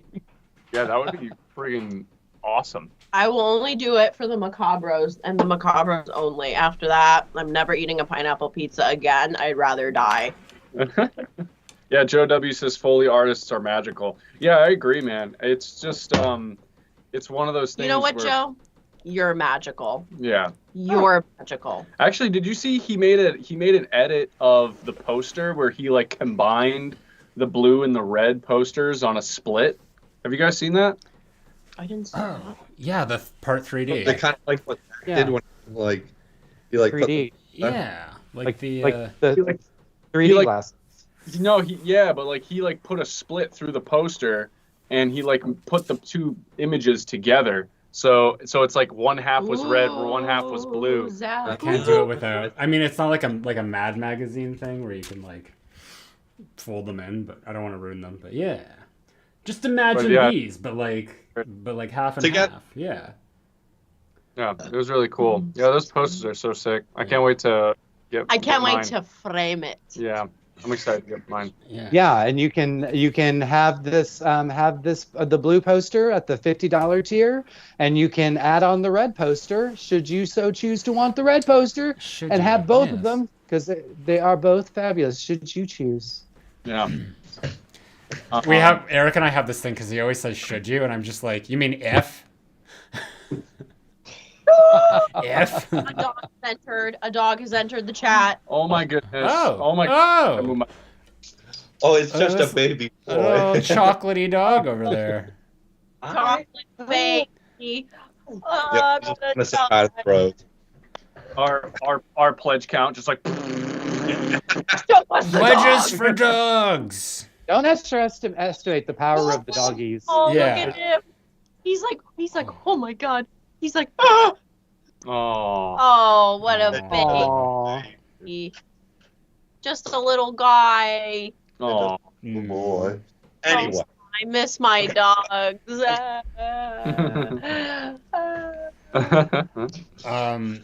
Randy, I don't know because I stepped away. You sent me a post a while ago. It was like, I think it's like called a water phone, but that like really cool. It's almost like a like a cylinder of different things, and it's just yes. What the heck is that actually called though? Is it called a water phone? I think it was. It's called a phone water. I'm gonna actually look in our chat, but it's this really cool device that they use. Crap, I send you too many things. That they use oftentimes in horror as a means to create really, really cool, unique sounds. I'll see if I can find it so I can find the actual full name of it. Nice. A little Willem Dafoe post. You going far back. Willem Dafoe, dude. Oh my god, and he's in Nosferatu, and I can't wait. Yeah, and he was in Shadow of the Vampire, which was based on. And he played the Nosferatu Max Schreck character in Shadow of the Vampire, and now he's playing the Van Helsing character. It's not named Van Helsing in Nosferatu. So it's just.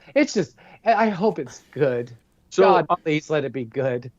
So it is actually called a water phone. I'll show you guys. Listen to Zach, he knows. Standard percussion, the bowed sound. Oh, that thing, yeah. Yeah, so it's an. So what an interesting device, because you can the fact that you can like essentially it's a percussion instrument technically, and this is always the thing with some percussion instruments is that like it's played with a bow, but you could play it with really anything. But it's this giant metal structure with a bunch of different metal poles sticking out of it, and when you like vibrate it either by other metal or a bow, you can then wobble it, and you get all these really cool like metallic like like suspense kind of China, we don't even need the instrument. We can just use you. Do that voice again. Hold up. Let me grab the mic. No. All right. I was making sure it was on. That's too funny. Yeah, I'll make all the sound effects. Imagine we'll make a special edition cut of Macabre that's just China doing all of the sound effects. Just R2D2 noises. How you doing back there, R2? Hell yeah. You know, I'll do the door creaking like. Oh my God, dude, fucking kill me. It's gonna be like Cardi B narrating. That's gonna be one of the commentaries for the digital package, everyone. Yeah. Yeah, so if you pledge a lot of money, you can get an exclusive version of me doing the sound effects, and I will. Ooh, I should narrate it too, and I'll narrate it as well. You can say what is happening as it's happening. Yeah, I'll be like, and then she said, oh, and then and it'll be great. And then it's also me doing the sound effects. So like, the car. The cut that no sort of like turning Macabre into an audio book. Yeah. Don't you love those voiceovers like in movies and TV shows where the voiceover is narrating exactly what the person is doing? Yeah, it's always like the described dialogue or yeah. Yeah. It's like the thinking is like, I was thirsty, so I had some water. Gulp, gulp, gulp. But my canister was heavy, so I put it down, and I thought to myself, and then I said out loud, "What am I doing here?" And then I thought again, "Huh." Like I mean, the show that you're describing to me right now is You, the show You. Oh no, the book is amazing though. I don't want to talk about the show, but the book is so good. Strongly recommend the book. No, strongly recommend the book.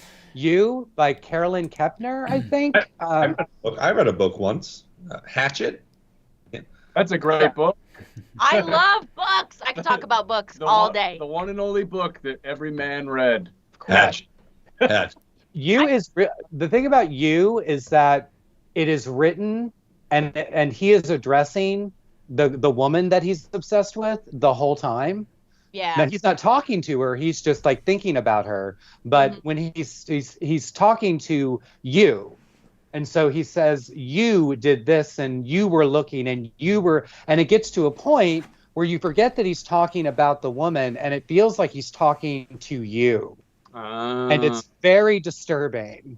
Ooh, I like it. It's very psychologically powerful, and it's not something that a film or a TV show could do or accomplish. It's something that only the written word could accomplish. Yeah. I agree. Yeah, I agree. I feel like books just are better. I love I literally talk except for Macabre.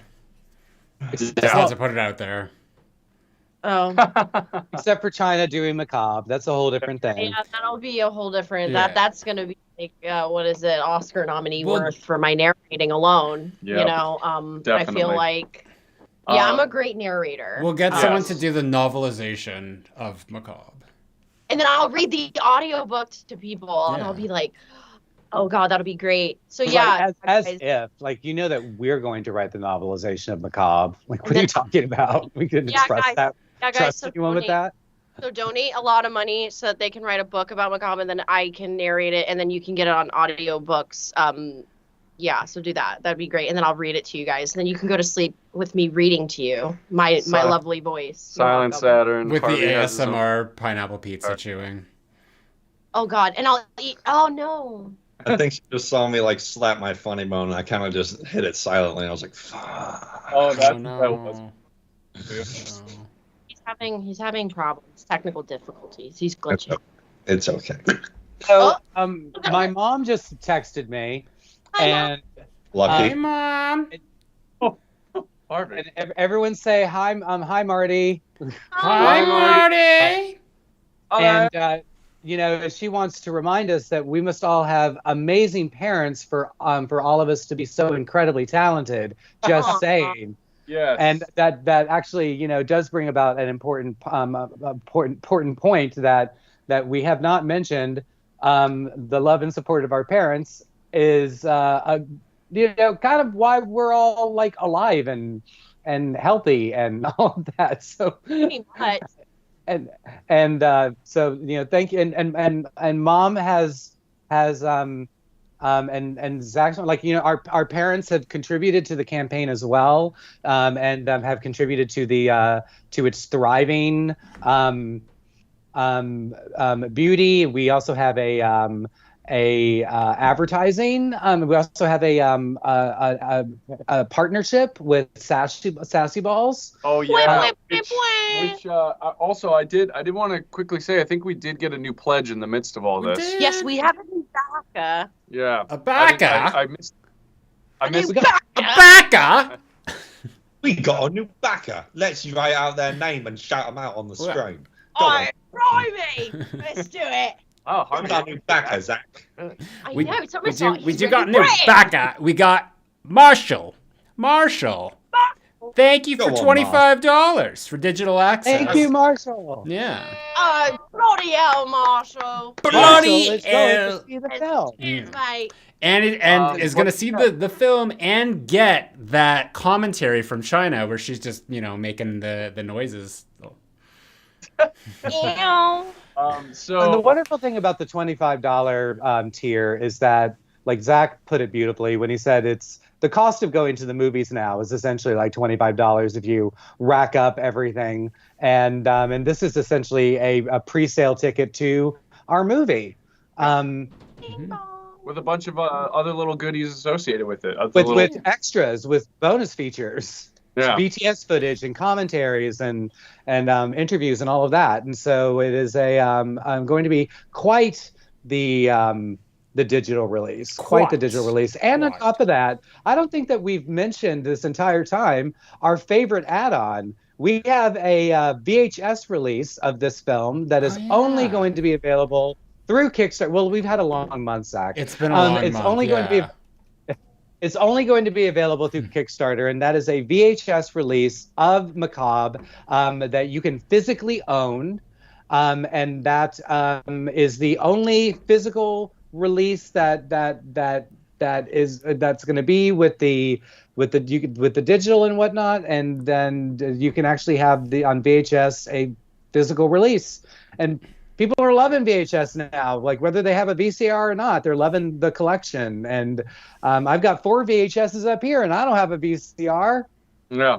Well, that is the cool thing though, is that like if you do get the VHS and you choose to, unwrap it and actually, put it in a VHS player, you'll actually get the chance to watch Macabre in probably the most unique way possible, which is like on an actual like piece of VHS film. Vintage. So nice. He's displaying the VHS thing. Nice. So fancy. That the cool part is like you'll get to actually see this movie with like that kind of like sort of 80s, early 90s like VHS grain to it that will be very unique to that viewing experience, right? Because it's like the digital one it's like that's exactly how we intended, but the VHS has those sort of like little like film grainy things that are going to be very specific to how that will look. So you get to view Macabre in a very unique way. So that's kind of a fun thing about getting that. Vintage. Retro. Yeah, Bruce Rando says, when I go to the movies, I'm easily dropping $60. This is a steal. Yeah, it's a good point, man. I mean, considering the fucking popcorn is like $20, and then your water bottle's fucking $9. Bottle of water. Sorry, I had to. Water. Bottle of water. Your fucking bottle of water. I should never spoke. Shillings. Fucking. You have to drive there, the fucking kilometers, know. And it weighs a certain amount of kilograms. These people have known me for years, and they still take the piss. Started on the aluminium. I remember when we were starting with the screens, I had to specifically tell you, Harvey, I want you to be British. I do not want you to be American. I want you to be British. Yeah. And it was almost like it was like the first person to ever give you permission to be British. Yeah. Like fully lean into it, Oh God. Yeah. That's so funny. Oh my God. Very cool. Randy, sorry, we got totally derailed there. We're talking about Sassy Balls. Oh, that's right. Yeah. We got a new backer. Andrew has pledged $330. Oh shit! Thank you, Andrew. Andrew. Whoa! Woo!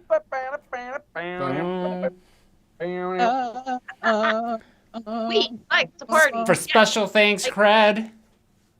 Nice. Yeah. Wow, that's amazing. So yeah, we are Thank doing.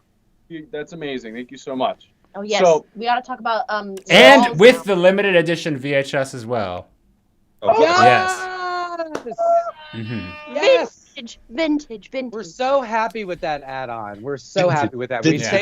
We held on to that until the last week, and so we're so happy that people are taking advantage of it. Yeah. Which was a suggestion from Vincent DeSanti over at Womp Stomp Films, who I just want to give a quick shout out to because he has been. He also this happened today, so thank you, Vincent. He also contributed to the campaign, so appreciate that very much. But he's also been an invaluable asset to us in just navigating this whole process because Erik and I we had no idea what we were doing, so you know.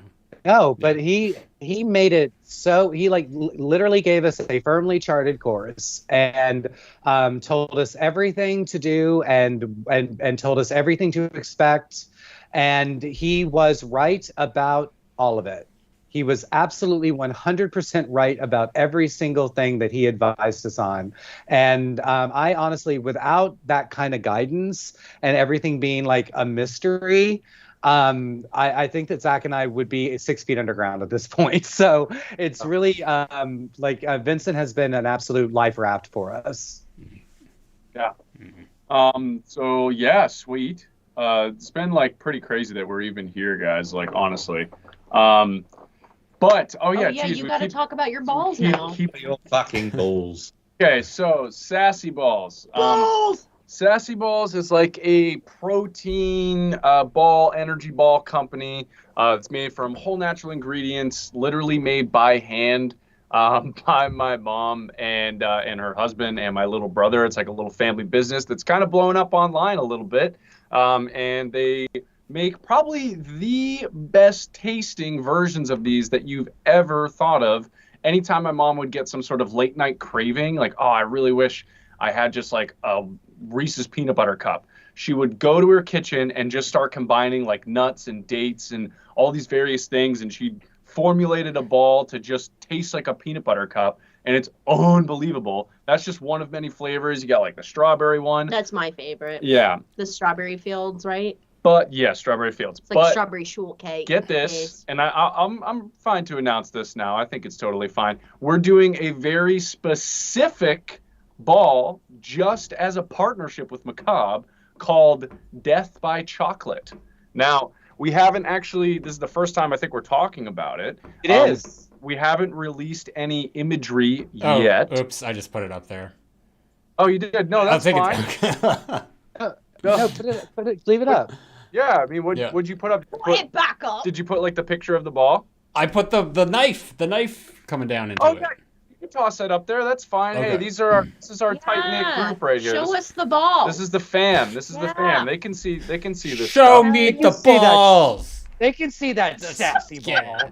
Yeah, so there you go. So that's one of the images I actually took. I went over to my mom's place, brought my camera and lights and stuff, and we took some promotional images for the specific balls that go alongside Macabre. So this is a true partnership. So when this drops, which I think it's going to drop in October because they have to do all their website and marketing type stuff on their side. Just in time for spooky season. But that's the whole thing, is we are now partnership with them for, that's right. Facts. You in China.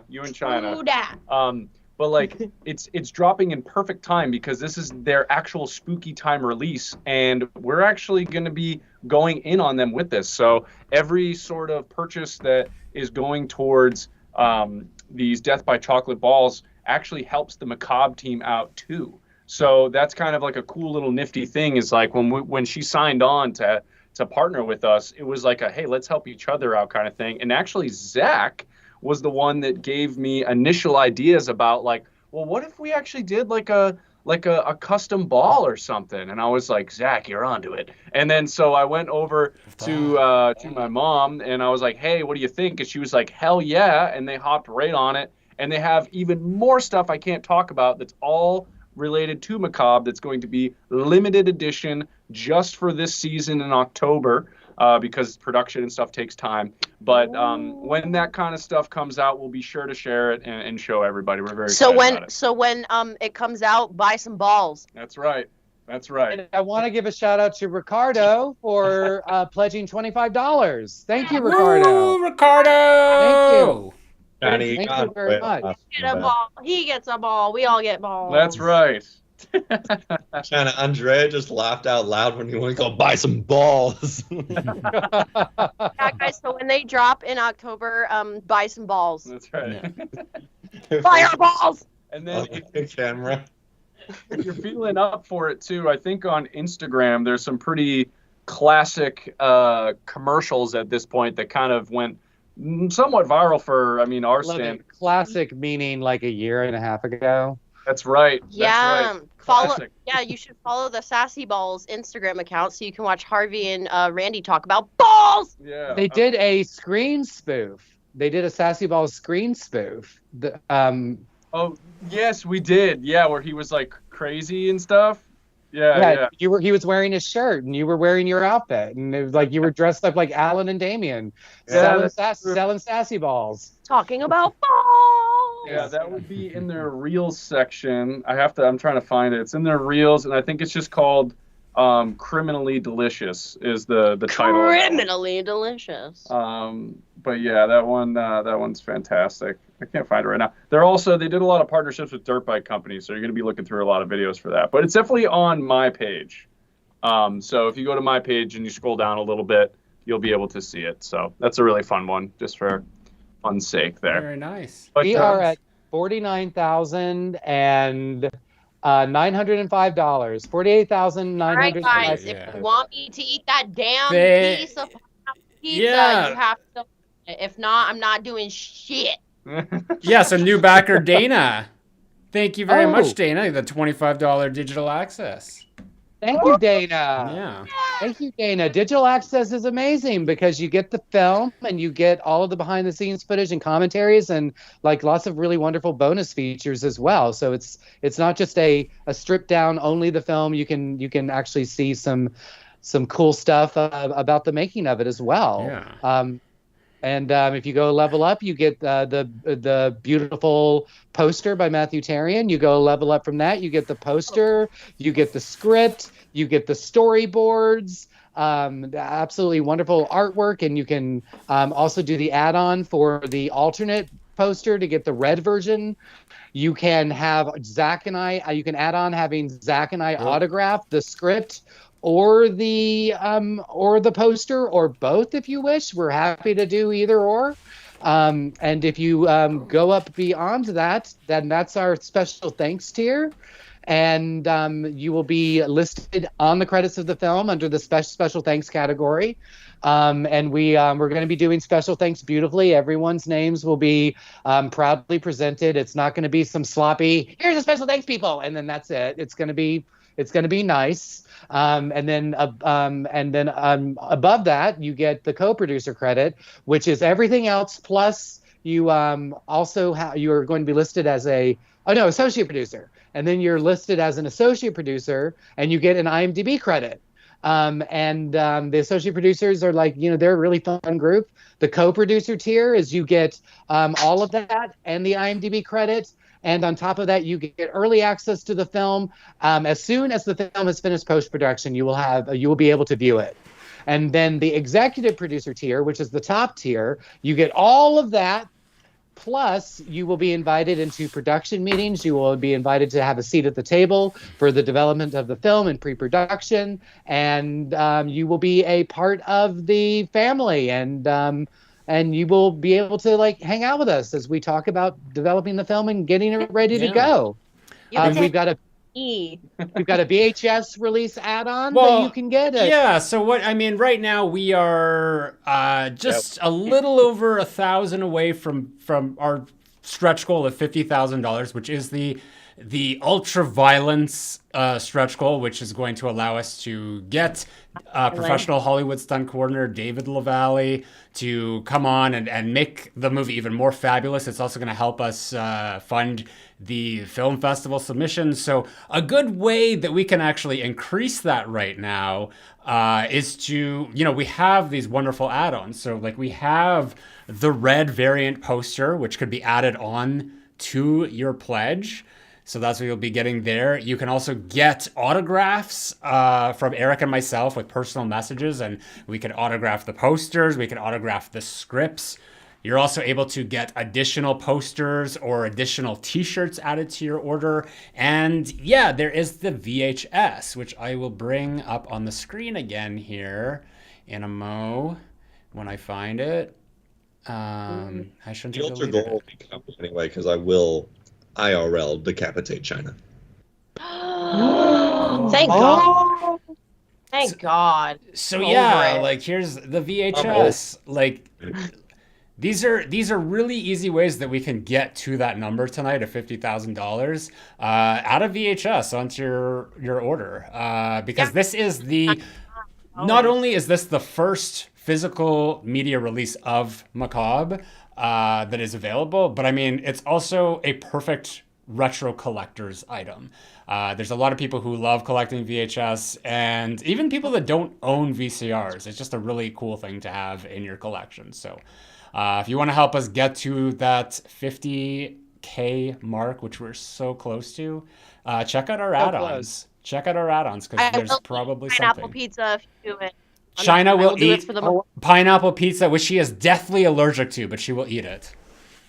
Yeah, I'm gonna die, but I'm gonna do it for you She's guys. definitely allergic to it. She's absolutely repelled by it. She's terrified of it. It's the thing she hates most in this world. And she's going to eat a whole slice of pineapple pizza if we get up to $50,000. And we're just $1,000 away from that. Just under $1,000. Just over. It's okay. I'm okay. Yeah. That was great. Erik, you were like one of those what do you call the infomercial things there for a second? You're like this limited edition. Wait a minute, hold up. How much was that? Oh, okay. Well, so usually this would be worth $50, but for you, we got a special deal. Are you kidding me? Check out these deals. Hold up. Am I reading that right? I'm okay. The deals are so good. Wow. I just Yeah. But wait, there's more. Yeah. Oh, you know what? Gemini Guzman is on my side. They said pineapple pizza, disgusting. Mm-hmm. Thank you. There are a lot of people on your side, China, but I still want to see you eat it. It's a sacrifice I'm willing to make. Some of you may die. I was just about to say that some That of was you literally may what I die. I was referencing Shrek. Thank you. The best movie ever. It is funny because like there's so many lines in that particular movie that have been immortalized. I think that one's probably one of the top Do you ones. know the Muffin Man? Yeah, that one, yeah. The one who lives on Lane. I love the Felonious, just shatters the mirror. Well, she's That's right. married to the Muffin Man. Also, it's a minor detail, but the one where he's like, 3, pick number 3, my lord, and then he just looks at his fingers. That's Randy every day. That's Randy every day. He's like, China, can you pick me up 3 grapes? I'm like, yeah. Next on our bachelorettes. Oh, dude, that was so good. The Muffin Man. Oh, sorry. Did you know? So there was an interesting thing where like Shrek was not supposed to have like that accent, and Donkey. yeah, and they started doing it, and the studio almost made Mike Myers redo all of his lines because they weren't convinced that accent was going to be like a good look for the movie, and like they were like, well, it doesn't make any sense, like everyone else is not talking like that, and then he's just barging in here, like why does he have that accent? But then it just like I can't imagine Shrek not having that If accent. Shrek didn't have the Scottish accent, I don't really know what would happen. You know, Erik, if there's ever a film that you want to do with a Scottish accent, I'm all for it. You know what I mean? Oh my God. That's pretty good. I fucking love the Scottish accent. You can't take it away from me. You know what I mean? I'll have to go to Scotland to do it though, because if we're going to go Scottish, we're going to go to Scotland. Highlands are a lovely little place. I got a wee little hut out there. You can come whenever you want. Wow, look at this guy. Oh, look at him. He's so fancy. Yeah. Show off. You show up. Bloody hell. You know, like, and I think it should be like a really heavy drama. Yes. Yeah, I think that you should be deformed in some way. Give him a beard. Give Harvey a beard. I can't believe my mother died on a Tuesday. Hey. Oh, that one. Oh. She was peering through the screens. Have you ever seen the screens? It's scary as all fucking hell, man. Don't watch it. Christ. Give you nightmares. Christ. It was supposed to be Chris Farley before Mike Myers, apparently. Yes. Was it? Yes. Oh. You would know that. You would know that about Shrek. You're But hilarious. like, it's interesting because like that would have been a whole different movie, you know, in a way. Yeah. I love Mike Myers. Mike Myers is like Fat Bastard is probably like one of my favorite fucking things ever. I want my baby back, baby back, baby back. I always remember the So I Married an Axe Murderer, because he's like the poet that goes like does this. He's like, woman. Whoa, man! Dude, I love it with the ginger in front of his. He'd move. It's just fucking hilarious. Haggis. Look at that sight. Haggis. It's like Sputnik. No. Sputnik. Gemini Guzman. Yes, I agree that Friday the 13th Part 2 is the best Friday movie. Oh, without a doubt. Mm-hmm. I Without agree. a doubt. Sackhead Jason is the best Jason. There is no question. Amy Steele is the best final girl in the whole Friday series, without question. The wheelchair falling backwards down a stair with the machete in the face is one of the best kills in cinema history. God. It's so mean spirited, but just amazing. Yeah. Fuck yeah. And I can say yes to that. Absolutely. Good night, Daniel. Good night, Daniel. Yeah. Um, Yeah, because the part 3 is the one where he gets the hockey mask, right? Part yes, 3D, that's the yeah. one where- Part 3D. Part 3D is the movie about a barn. I wish. Yeah. Majority of that movie takes place in and around the barn on the property that the location is. Yeah, and it's weird. That's because it was 3D. That movies always do the thing where like someone's like playing with a yo-yo and it's like woo, you know, Or like they're really trying to. Yeah, everything's on a wire and you can see the wire. Yeah. So watching Friday the 13th Part 3 in 3D is actually a very good time, unlike Jaws 3D. Yeah. No, Unlike Jaws 3D. That's just always bad. But Friday the 13th 3D in 3D is good. If we can get to $100,000 tonight, we will film Macabre in 3D. It'll be a 3D film. Challenge accepted. Let's do it. It's just me coming out the screen. Ah, balls, black balls, sassy balls, and then like comes. Then that's it. That's it. That's all. Just be throwing balls just flying out of the screen. Harvey's like, all right, guys, it's been fun. I know you cast me, but I think I'm done. Yeah. We are 2 hours in. Yeah, I just want to say that I think that, like, you know, we're here in this moment, and this is our last live stream with the campaign going on, and I just want to take a moment and just, like, you know, and acknowledge, like, exactly what is going on here, exactly, and what has happened, and how, like, just by fate and good fortune and whatnot, we've all intersected. We've all come to meet each other and know each other and become close to each other in all sorts of ways. We all have our own very special relationships with each other, and you know, everything that we've been doing and everything that we've done has led us to this campaign and to all of these wonderful people who have made it possible for us to make this film through their generous contributions and their pledges. It's a film that has been funded by a community of people. Stop it! I'm being serious. Quit it. Oh no! No, I was looking at Randy. He was just being weird. So I was like, He's always being weird. No, but it's just a an extraordinary thing that's happened here.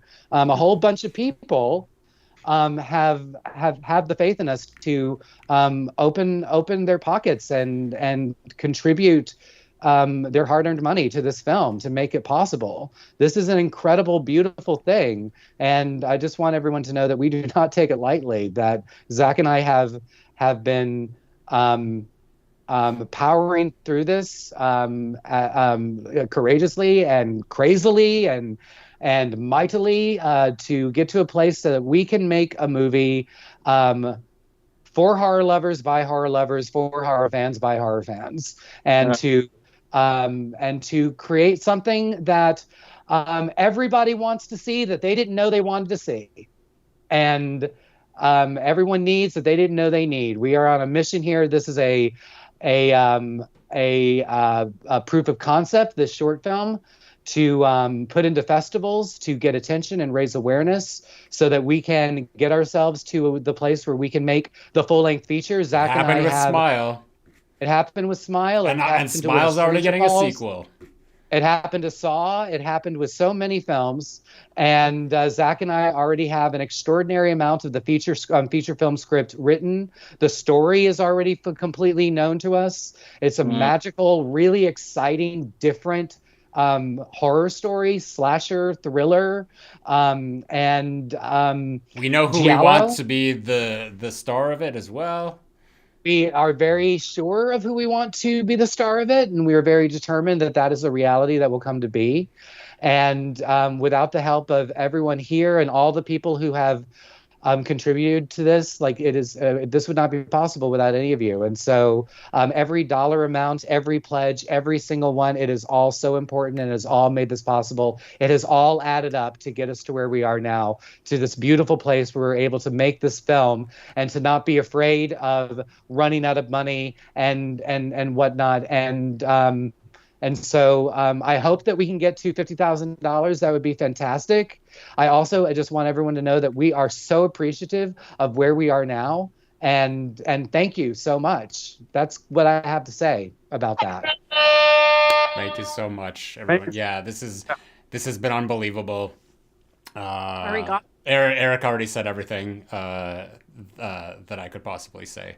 But yeah, this is something that couldn't have been done without the support and the community, and even beyond that, to be conceptualized without the encouragement of everybody who's here, everybody who has subscribed to me, who's been asking, like, when are you going to do something? And then of course Eric for lighting the fire under me. And just like all these wonderful people who are joining me tonight, who are just making this possible, because it's like every single one of you, Randy, China, Harvey, and everyone else involved, you're just such an invaluable part of this project that could not be done without, if one of you wasn't here, it's just like it's an integral piece of the puzzle. So I'm so happy with the team that we have assembled, because it's a pretty great crew, and I'm glad for everyone who is a Macabre, whether it is in the production or in spirit. That was amazing. Avengers Assemble. That's right. Macabre is Assemble. That's a fun part. That's the fun part, though, because at festivals, I'm always the one talking. Now Zach and I can both do it. We're gonna be like Kristen Wiig and Rose Byrne, just like fighting over the microphone for. Oh yeah, you've never seen Bridesmaids. Never mind. I have too. I only saw it once. Well, that's what you keep saying, because I was just like, I'll be like, remember in Bridesmaids? You're like, I only saw it once, and I'm like, okay. Wow. That's a great movie though. Yeah. Yeah, seriously, this is fantastic, guys. What a fun time! I'm excited. I know. Now it's. Are you excited? Are you guys excited? I'm excited. Ready to rock and get this thing done. Yeah. It's gonna be Ready to rock, roll, baby. It's gonna be kick ass. Yeah. So. Well, some people got to get to bed here because they're a little sleepy, but yeah. Hopefully, this won't be the last live stream that we do. Just the last live stream. We're gonna do live streams like here and there as we move forward to let everyone know how we're doing and what we're doing. Updating, yeah. Yeah, but yeah, we appreciate everyone for coming out tonight, and Why do I have fireworks behind me? I don't know, I don't but know. I love it. Aren't you doing that on purpose? My hands are here. That is the second time it's happened. I want to make fireworks. Yeah. Oh, Randy, I don't know what happened. I didn't do that. Oh, Again! Yeah. Why? How? double thumbs up does fireworks. Just I'm like confusing. trying to make it happen. This is is that happening? Is that happening on YouTube, or can we only see it on Skype? I think I know it's on the screen here. It should be on YouTube. No, it's on the channel too. How do you? Yeah. I want fireworks too. I okay. can only send. Something like double loser. Yeah, that was so funny how you did the double bird and it still did it. Yeah. Yeah, I don't understand. Imagine if it did it. Oh my god. Ours won't do it. That's fucked. That's crazy. Yes, Rude. our special effects budget going wild. That's so unfair. Harvey, why is that happening? I have no idea. That's so funny. Aw. Anyway, yes. All right, let's get to bed. All right. Thank you so much, everyone, and we will be right back. See ya.